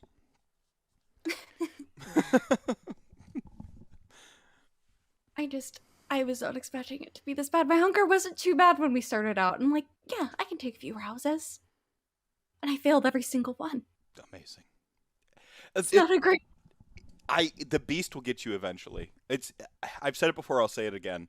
The hunger mechanic is absolutely why I gravitated to V5. I had an opportunity a few years ago when I'm like, I'm going to run World of Darkness games again because I miss them too much. I have so many stories that fit perfectly in the World of Darkness. And I'm like, okay, I can run like Requiem, I can run V20, or, oh, hey, V5 is about to come out, right? And I had that moment, and then I heard about the hunger mechanic, and I'm like, V5. Like, you know, whatever the setting stuff was going on in any of those systems, I would have changed anyway, right? Let's be honest, I'm me. but the hunger die, that is the ROLE playing meets ROLL playing. It is perfect. I wish I could talk to whichever writer was like, yo, hunger dice. Sorry, did I vamp for long enough to have you look at me? Okay. All right, so let's see if I can make this work. So I peer in through the front windshield to see where Pixie is and what's going on. I'm assuming that she would be almost against the concrete, like on the far side down, right? Mm-hmm. I'm still almost out of shock as to what the hell is going on. I still have no fucking clue. So stepping back away from the car, kind of like hands and head, just like trying to think for a second. And then I think back to 2 nights ago when all this started. And something kind of comes to me about being able to use shadows. Okay. So mechanically, what I want to try to do is use the arms of Araman to rip the roof off the car. I'm so for this. All right. So the lights were already a little weird in this area, but I'm going to say, just aesthetically speaking, a bunch of them blow as you sort of summon, as you reach into the forever night with the sort of power of your memories that are once being smothered by the shadows from a few nights before, and remembering the power that they had and the force that they wielded upon me as they took my breath away, held me in place. You still and you have that memory of that voice and that form in the shadow telling you to lean in and embrace your sort of inner darkness type thing, and you maybe hear it now, like sort of as you rouse your blood to use the arms. Go ahead and let you roll your rouse. That's another hunger. I'm at 3 now. Oh yeah, you most certainly hear its voice. Yes, this is the power. The darkness, see, it's not something to fear when you control it. You're the darkness. The darkness is your shield. Use it like now. And you can go ahead and describe as you, like what you do here.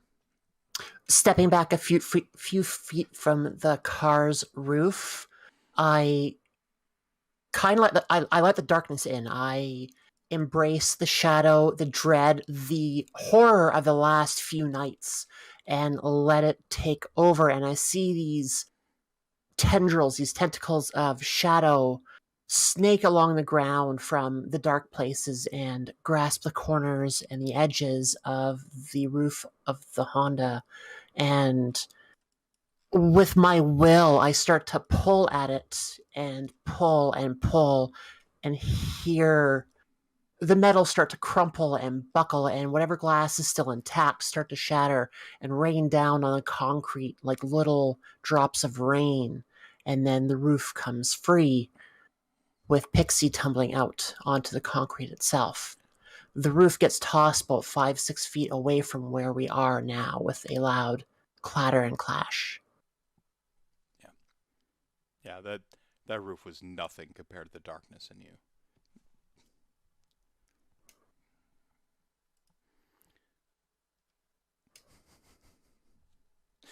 The lupine goes. The lupine is free from one of its attackers. Still has this other one on it. It's going to try to take Cass for a ride and hurl Cass off of it. Cass, you're going to roll your strength roll. No longer assisted. No longer assisted. All right.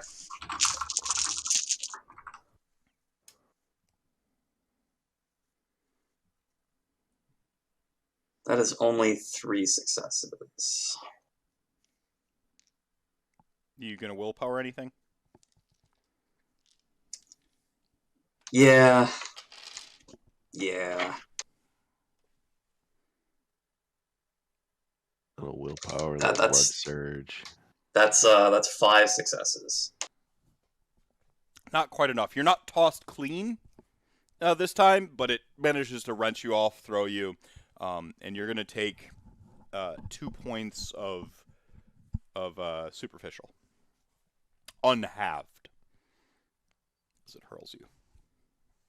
Okay. You're not launched clean, so you sort of like tumble and maybe bounce across the hood of Jimmy's sedan that's already taken a punishment and land on the other side of it. Then you see it sort of like tense its body and its fur. You almost see the sort of metal and steel in the area, in the immediate vicinity, sort of fold and bend towards this lupine, as you see its fur that's normally been this sort of mottled brown, sort of becomes steely and gray and like this blue-gray. And it looks somehow inorganic now. And it leans back and bays with a deep guttural howl. That's not good.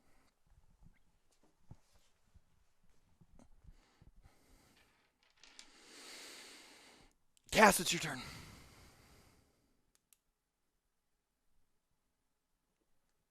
All right. Is anybody driving Sal's car right now? No, but it's Sal's a little banked car up, and is it's got a sabot through the windshield of it, and it's banged up, but the engine's still running. That's all I need. Even better that the sabot's in there. This is all this is all I need. All right. Cass is going to get in the driver's seat, and he is going to. Somewhere Jimmy sits and cradles his head in his hands, and he just knows what's happening to his beautiful child of a car. somewhere his heart is just like, he just feels pain. It's like someone Shattering. stabbed him.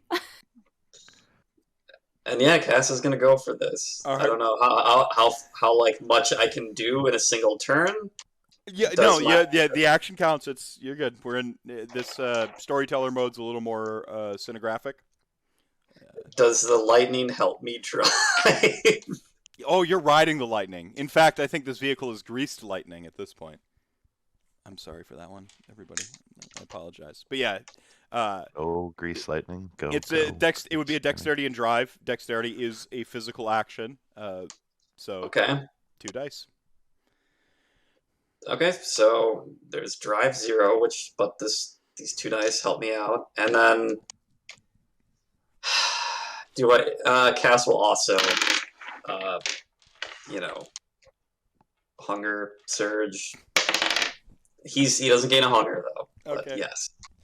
All right.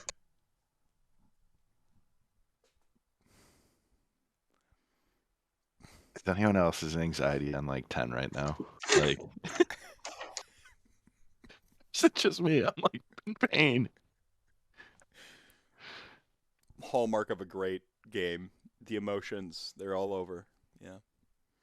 All over. It feels like that scene where Donald Glover is carrying the pizza in, and there's just fire. People are crying. The community. Yeah. That's 5 successes as Cass just floors it. All right.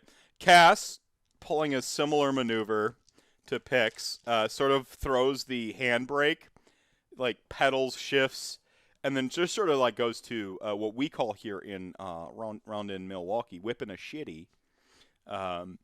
Just sort of floors it and whips a shitty. And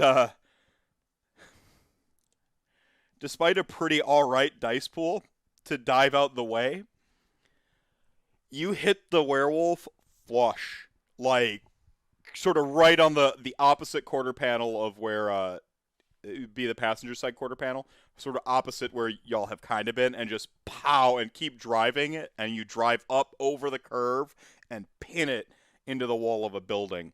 Now, you said you got how many? 5, right? Yes. All right. So you're going to need to essentially roll sort of a defensive athletics, strength, or dexterity, your choice, Okay. as you sort of brace for impact to not get flung through this lack of a windshield here. But I'll tell you what happens sort of as you, yeah, it's a convertible now. That's another 5 successes. Okay. So you essentially tie yourself. You're miraculously scot-free. You're just like, don't even get whiplash because you don't really have like the musculature and the nerve endings being undead to really properly feel whiplash. As you just become dead weight in this vehicle as you slam into this lupine, and it crumples like the hood and the werewolf sort of crumple together as you smash it into this beautiful Cream City brick building downtown. And it goes limp. It begins to demorph, or sort of. Yes. Is that death? Success. Does that mean death? Yeah, they morph back to their true shape when they die. Cass killed a werewolf with the car. And he got to drink. This is whatever happens this adventure. This was a success. And Cass's eyes. Except for he's got to find his gun. Oh. Andrew, quick question. Yes. Would Sal at the bottom of this turn be able to like do one thing to said werewolf corpse? You can do one thing real quick, yeah. Sal is going to look for something on the possession, maybe a necklace, something of importance to this person, because this is a spirit that he will torment for eternity. Investigation intelligence.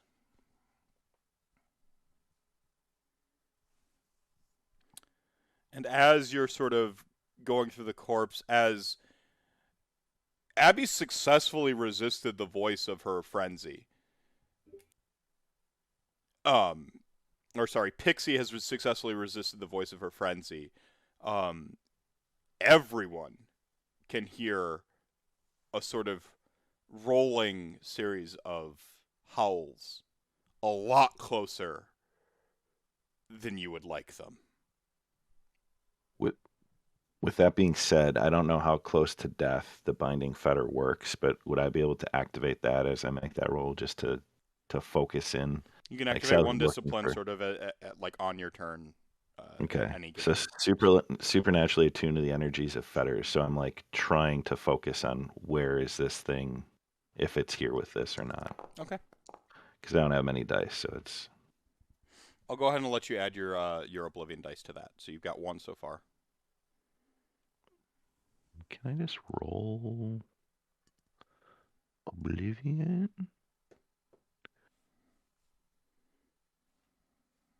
I don't know how to just roll a discipline. I'll just roll 3 dice and. Sorry, everyone. That's all right. I got to roll my purple dice in combat. I'll just roll those three dice again that I rolled. Look at how gorgeous these are. Oh, those are so pretty. Wait, I think I know what shop too. Oh my god, I've been wanting those for years. Those are cool. Yeah, it's I had 2 additional successes. All right. You managed to sort of around its wrist. There's this looks like sort of this like spun sort of silver or spun sort of gold, and it looks like silver, but maybe it's platinum or something like that. It certainly wouldn't be silver, but it's a silvery spun metallic looking thing with a couple little sort of like charms on it that seem to be carved out of like a ivory, maybe a wood or something like that. I will kind of rip that from the wrist and mutter something, unheard by anyone else, but likely a promise to this guru. It's as party to that, it's sort of at death's door. It's not crossed the threshold yet. The breathing is very shallow. The heartbeat, again, you're kindred. Even without, animalistic senses or whatever, you've got those like that slightly attuned predator sense, right? And you can hear just the faintest sort of murmurs of the heart. It's not going to last. It won't pull through unassisted, but it's not dead. It should be. Jesus Christ, it should be. That thing took a punishment. I mean, if anyone was counting the amount of ag damage it just took, plus it has an approximation of how much a car crash does. I think I killed that wolf along the end. Kneel down and say, "I would know your name, wolf."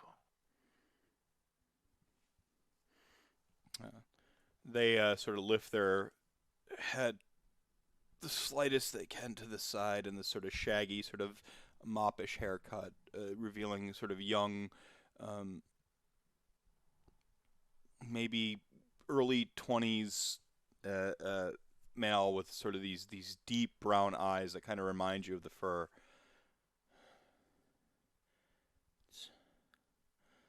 Guys.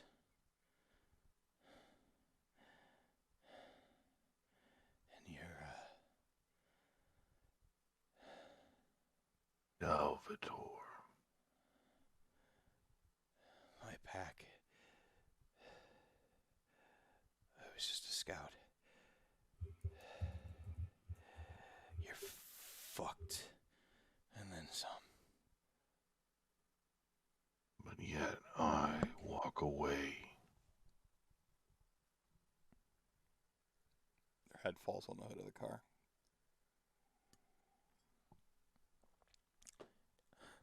You hear car alarms go off as 2 silhouettes just sort of drop on the what was it? Buick Grand what was it? Whatever. On the Buick and then on the Camry. And another form comes out of alley opposite. You're surrounded by 3 Garu. 2 approximately the same size as the one you just fought, and a third much larger.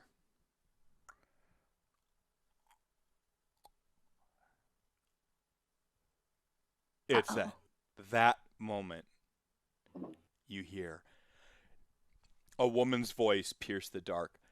Now! And you hear fully automatic weapons just begin firing from positions up above. And the 2 smaller Garu are shredded in a hail of silver bullets.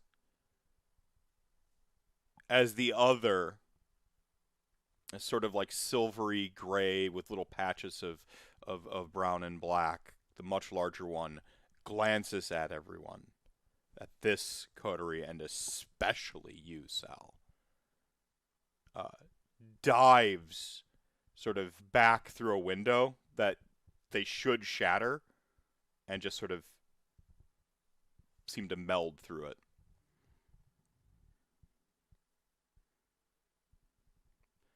You see a cigarette light up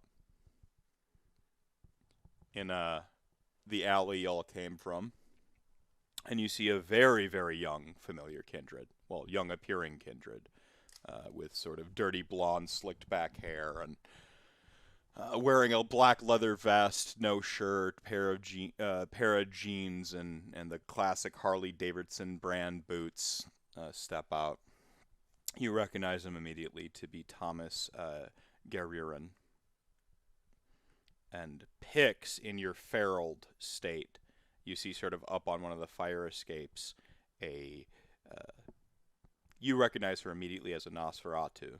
Half her face looks like it has sort of a still raw burn mark on it, but you know this to be your curse, your clan's particular curse. It's not fresh. It's just that's her cross to bear, with this thick black hair that's sort of pulled back. It's not so much undershaven as it is that she's gone just sort of perfectly bald underneath.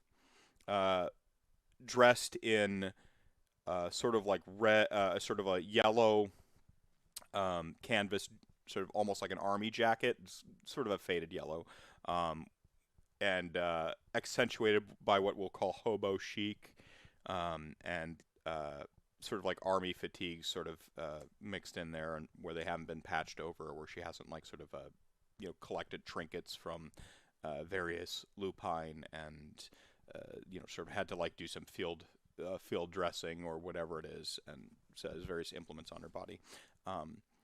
Her eyes sort of gleam with a feral yellow glow all their own before she steps back into a shadow, with a pleased look on her face of a well-sprang trap. And Gein stays there with his wry smile, having, yes, used Blush of Life to enjoy this cigarette. You know, it would have been a lot easier for me if at least one of you had died. But I guess Decker saw something in you. Might have been right to. I didn't expect you to draw out the leader so quick. I thought at least one of you would die.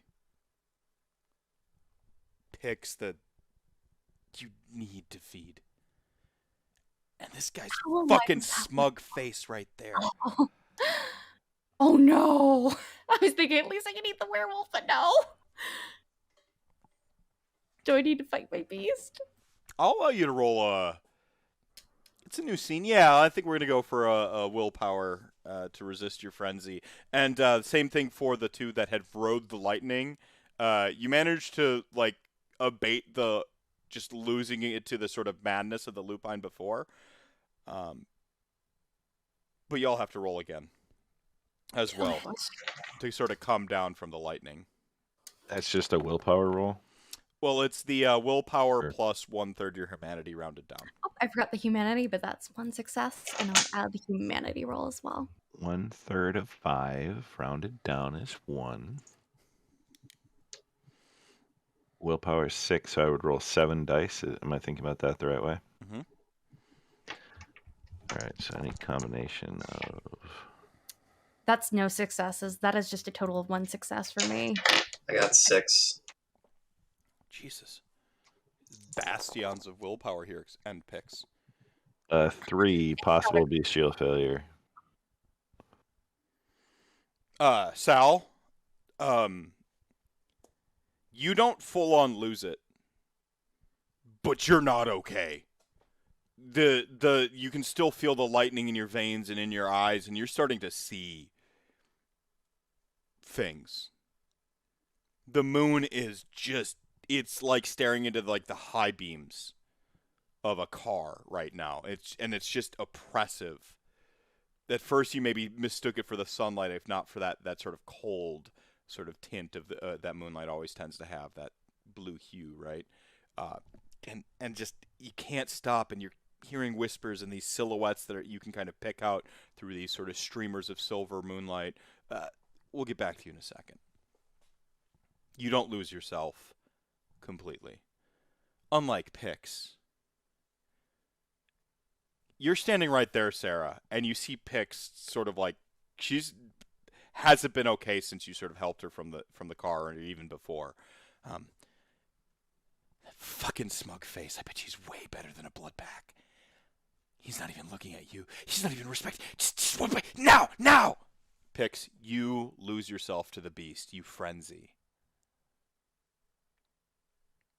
Sera, you've had your sort of attention on her whole time. You see her lunge towards this Thomas Guerreran. And I would like to restrain her with the shadow tentacles, which I would have to do again because new scene, but No. knowing that... No. Go ahead. But you were telling me no. No, you may. I was about to say something else. I thought you were done talking, but continue. Do you say you can try to restrain her? Yeah. I was going to say know that. So, but finish your thought first. Yeah, so seeing how I was able to pull the roof off of a car, I think I would be able to restrain her from a safe distance, because technically I would be able to be like 6 meters away. Yeah. So now, go ahead. No, you go. So you're gonna roll a wits oblivion. After I rouse, right? Correct. It's technically like, it's a new scene, so it would be another rouse. It'll be a versus a resolve plus composure. Now, Pix, whilst in the throes of the beast, you will also enjoy +3 dice to resist these arms. Oh boy. All right, so let's go rousing. I'm getting hungrier. The beast This is not... always wins in the end. This is not a good night for us. It really isn't. It's a great night. This is the best night Right. so far. This is the men best have night been we've really had. great. The men. Sal What's is going on? glowing. Okay, that's not... Why did it do that? Because it's used to rousing your blood with 2 dice from Elizabeth, perhaps? No, I got a whole new character sheet. Oh, no, that is your dice. So you rouse your blood successfully. You should have been rolling with 2 dice anyway, because your blood potency, yeah. Okay, that's... Okay, so... Can we ignore... Yeah, you don't gain that hunger. One? Yeah, we'll ignore Alright, that cool. one. You should have been rousing with 2. But now you're rolling that Wits Oblivion. Yeah, that's what I was trying to do. Okay. And then that is Okay. against Resolve Composure plus 3 dice. 3 beast dice, or whatever.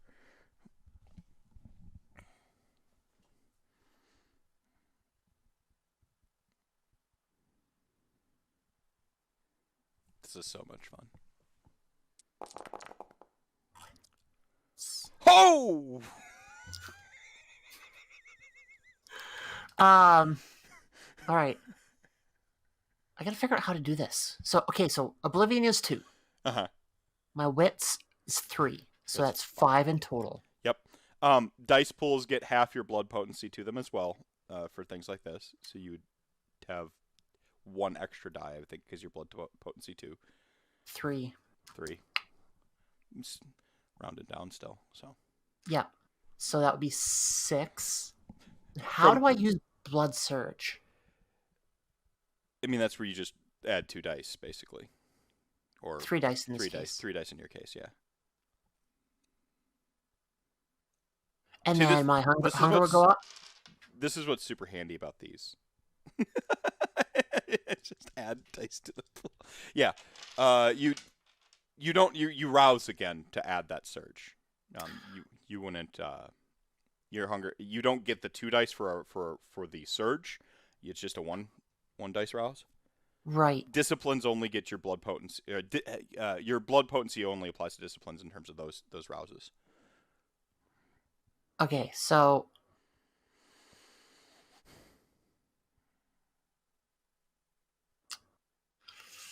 I really want Pix to tackle Jonathan. Or sorry, Thomas. Then I'm going to leave it at just my 6 dice. Okay. Don't listen to me. I'm the storyteller, and I lie. Yeah. I'm a liar. Okay. So you got 6 dice. You still roll really good. Yeah. You know what? I'm just going to use Wits Politics to get me the 6 dice to make it easy. There you go. But this is my... That's the trick I taught Sal to keep it clean. Any modifiers?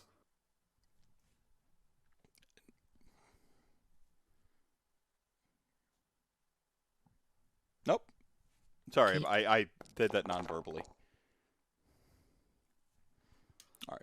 2 successes. Pix. Yeah, okay.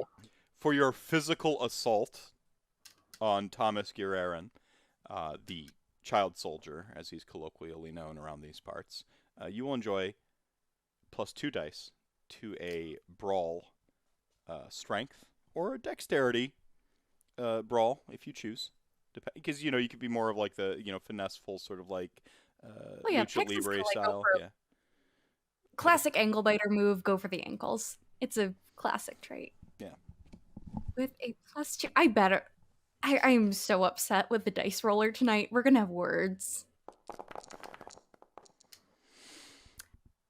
Okay, 0 successes, thank God. So we just wander. All right. The beast is ravenous, and you lunge for the classic ankle biter move, and Thomas puts his boot on the back of your neck and just stomps. He's not even addressing you. And there is a alarming, even in your frenzy, there is an alarming strength behind this smaller framed, sort of teenager looking, it is utterly sort of reality breaking. This much force should not come from such a small creature. And you just expect it. He's like, oh, the neonate frenzies. How typical.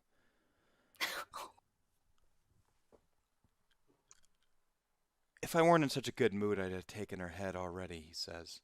Oh, shit.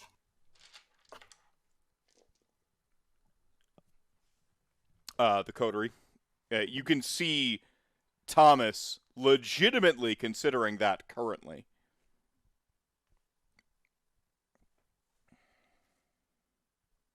How out of control is Sal? Am I able to like? Oh, Sal, you're not here right now. You're chasing dragons, man. That'd be a bad move, boy soldier.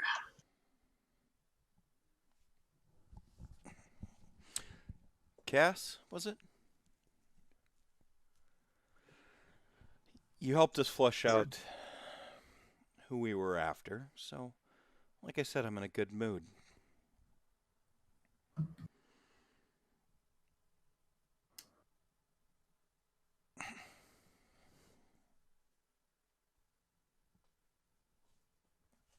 What am I supposed to do with your friend here? She's lost it. I only know one way of dealing with the rock Shrek like this.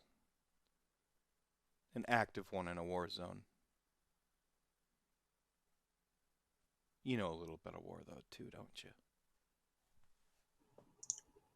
I know a lot of it.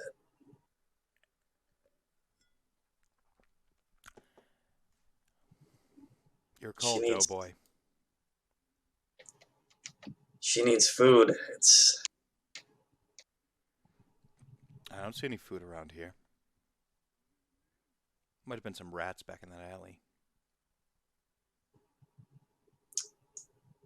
He's gonna glance over the one where is that werewolf that I pinned to the wall expired?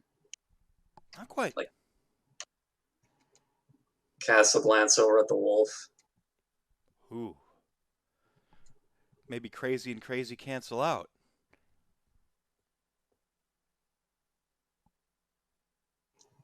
Maybe. One does work up an appetite being used as bait.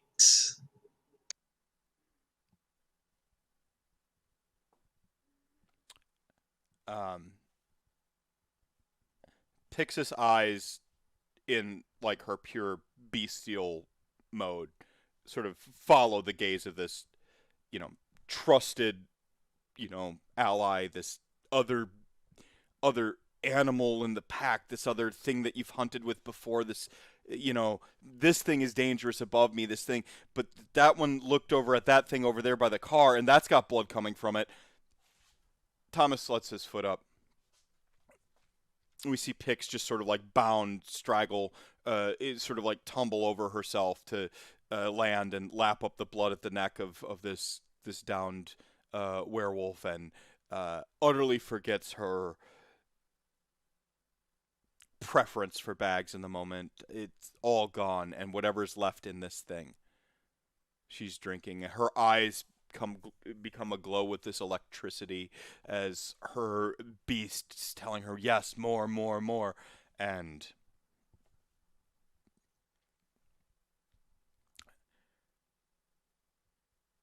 Pix, you get a sentence out as you slowly gain your senses back, as you slowly come back into your head, as you feel completely outside yourself, beside yourself. Your skin is vibrating in a way you've never felt before. You feel maybe a little vile because like you've done something horrible, something that goes against something, but you don't know what it was. You don't remember. You were the car that flipped, and I think Sera, did she have like really long arms or something? No, that was the shadows. The shadows helped her. The fucking that smile, and you remember it like the Cheshire Cat grin, and then losing it, and you were gone. And you have about one sentence in you. Please don't tell me I hurt anyone. And Pix collapses. The electricity's too much for her body, and she kind of convulses and falls over.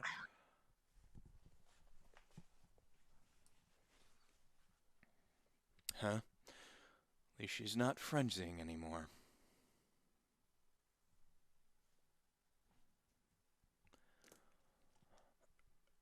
That the proof? How's he going to motion over to the Sabat?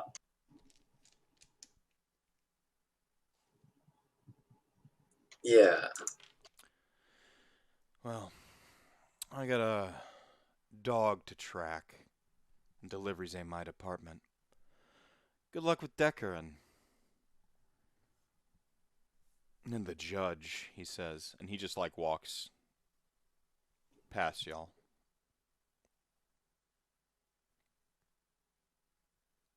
Does that thing where he flicks out the butt of his cigarette and puts a heel in it as he walks past. Anyone else anything? Sera, you're the only one kind of present in the scene.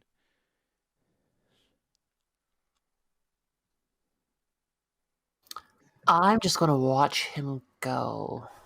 Not exactly sure what I just witnessed.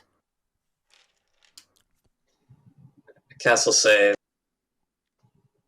"Oh, it'll be an honor."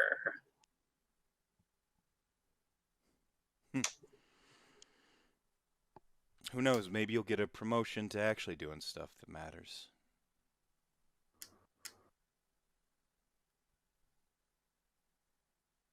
You know. Bait's probably a step up from just a regular lick, though.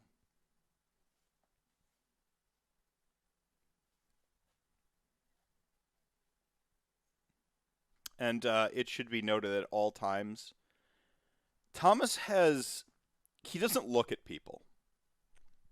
He doesn't look at anybody. He's always staring through somebody. It's a gaze Cass gets, but it's not the same as Cass's. Cass is a little bit more of the 1,000 yards somewhere else, like kind of seeing stuff, like one foot in, 1 foot out, like 1,000 yards there style thing. This dude's looking through you. Like he's got X-ray specs, or like you don't matter, and it's the next thing behind you, and it's alien the way he stares through people. Almost, to use a cheap phrase, but kind of soulless. Like whatever was in there, I mean, it's the stare of somebody whose humanity is like drained almost all the way out the tanks.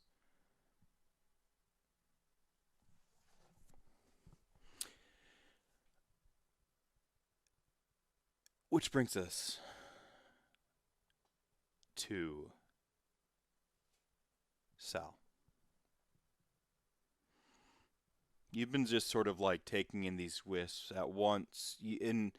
There's sort of a comforting presence in your alienation currently, as the moonlight sort of abates a little bit. You're reminded of a certain tree. And you sort of gain your senses, and you're standing there. And you hear something drop behind you and turn, and Pix is standing there. Pix, you're looking down at your body. It's almost like you vibrated out of yourself. And the only thing you see besides... You don't really see the rest of the coterie. The only member of the coterie you see is Sal. And the whole world's sort of gone sort of gray and silver and black. And you can see the world comes in snapshots and silhouettes. The only thing that you see in sort of a full form is Sal, and Sal is aware of you. You're not certain you're going to remember this when you wake up. I don't know if you're too young, maybe. Pix probably hasn't experienced torpor yet, but you're familiar with the dead sleep, the day sleep. This is weird. This isn't like that.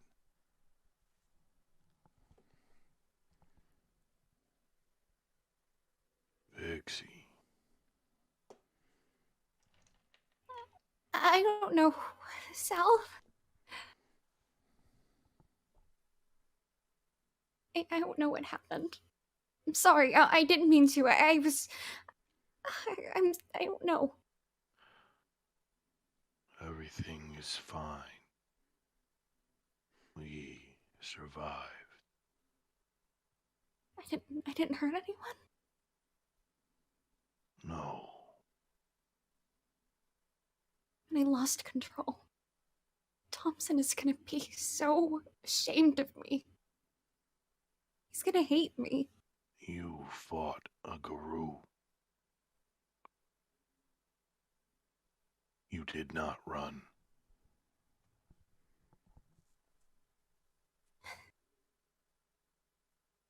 I guess. Where are we? Sal would look around, take this in. I mean, familiar, unfamiliar, like... You're familiar with Oblivion. You've used your sight before. This is similar to that, but rather than peeking through the veil, you've stepped through it. We are beyond the shroud. Are we dead? No. Like dead. No. We are walking where the spirits.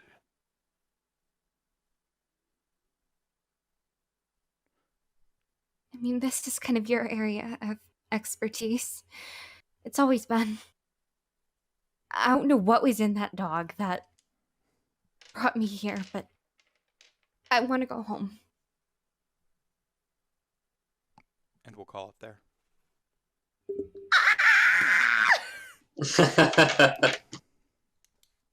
I'm crying. I'm screaming. This was the second time I've ever frenzied. It wasn't as bad as first time because I was playing a gangrel and she broke her 200-year tensor of not eating people. But it could have been way worse. It could have, but it was Pix with her one strength.